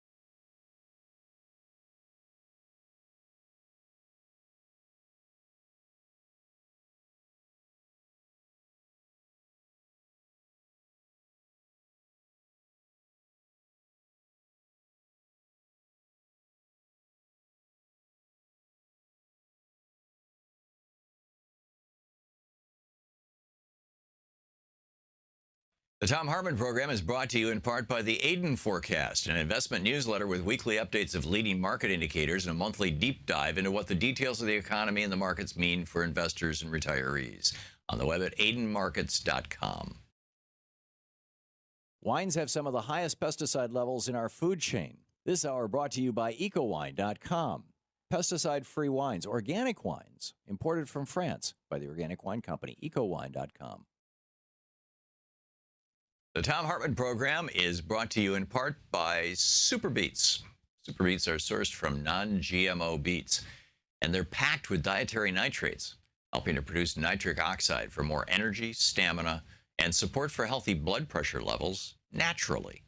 For more information, call 800-223-8242 or visit freespeechbeets.com.